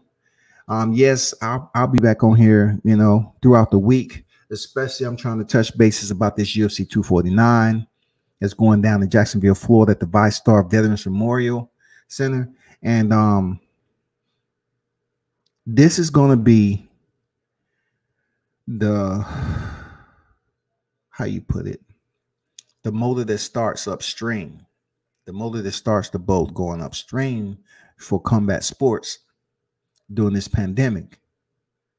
Essentially, they're really trying to gauge how this card does, and for other, you know, other promotions to jump on board and put on these cards. They really want to see, you know, what the protocol is going to be, people being tested, if any new outbreaks is going to happen, all that shit. You know, if the fighter is able to get in and get out unscathed, all this shit is very, very part of cranking up the engines to start, you know, getting boxing cards on a regional level. And the higher promotion is going to suffer a bit, but I'm pretty sure they're not going to be too far behind. But to get, you know, to jumpstart the regional rings, get the lights back on, and calling up these fighters to get back in camp. But it's going to take a process. The reason why I'm saying that, it's easy for Dana White, who has a different structure to put on a fight card than it is boxing. You know what I'm saying? It's easy because he can sit up here and say, oh, well, y'all going to train over here and you're going to train over there. But with boxers, you know, boxing, the branches of boxing is much more expandable than the UFC. All right. So when it comes to boxing, not every boxer that's on the regional level have a gym to attend. You know what I'm saying? And the UFC have so many facilities around for these fighters to train at. It's unfreaking believable. And that's why I always speak, like I spoke on it before, right?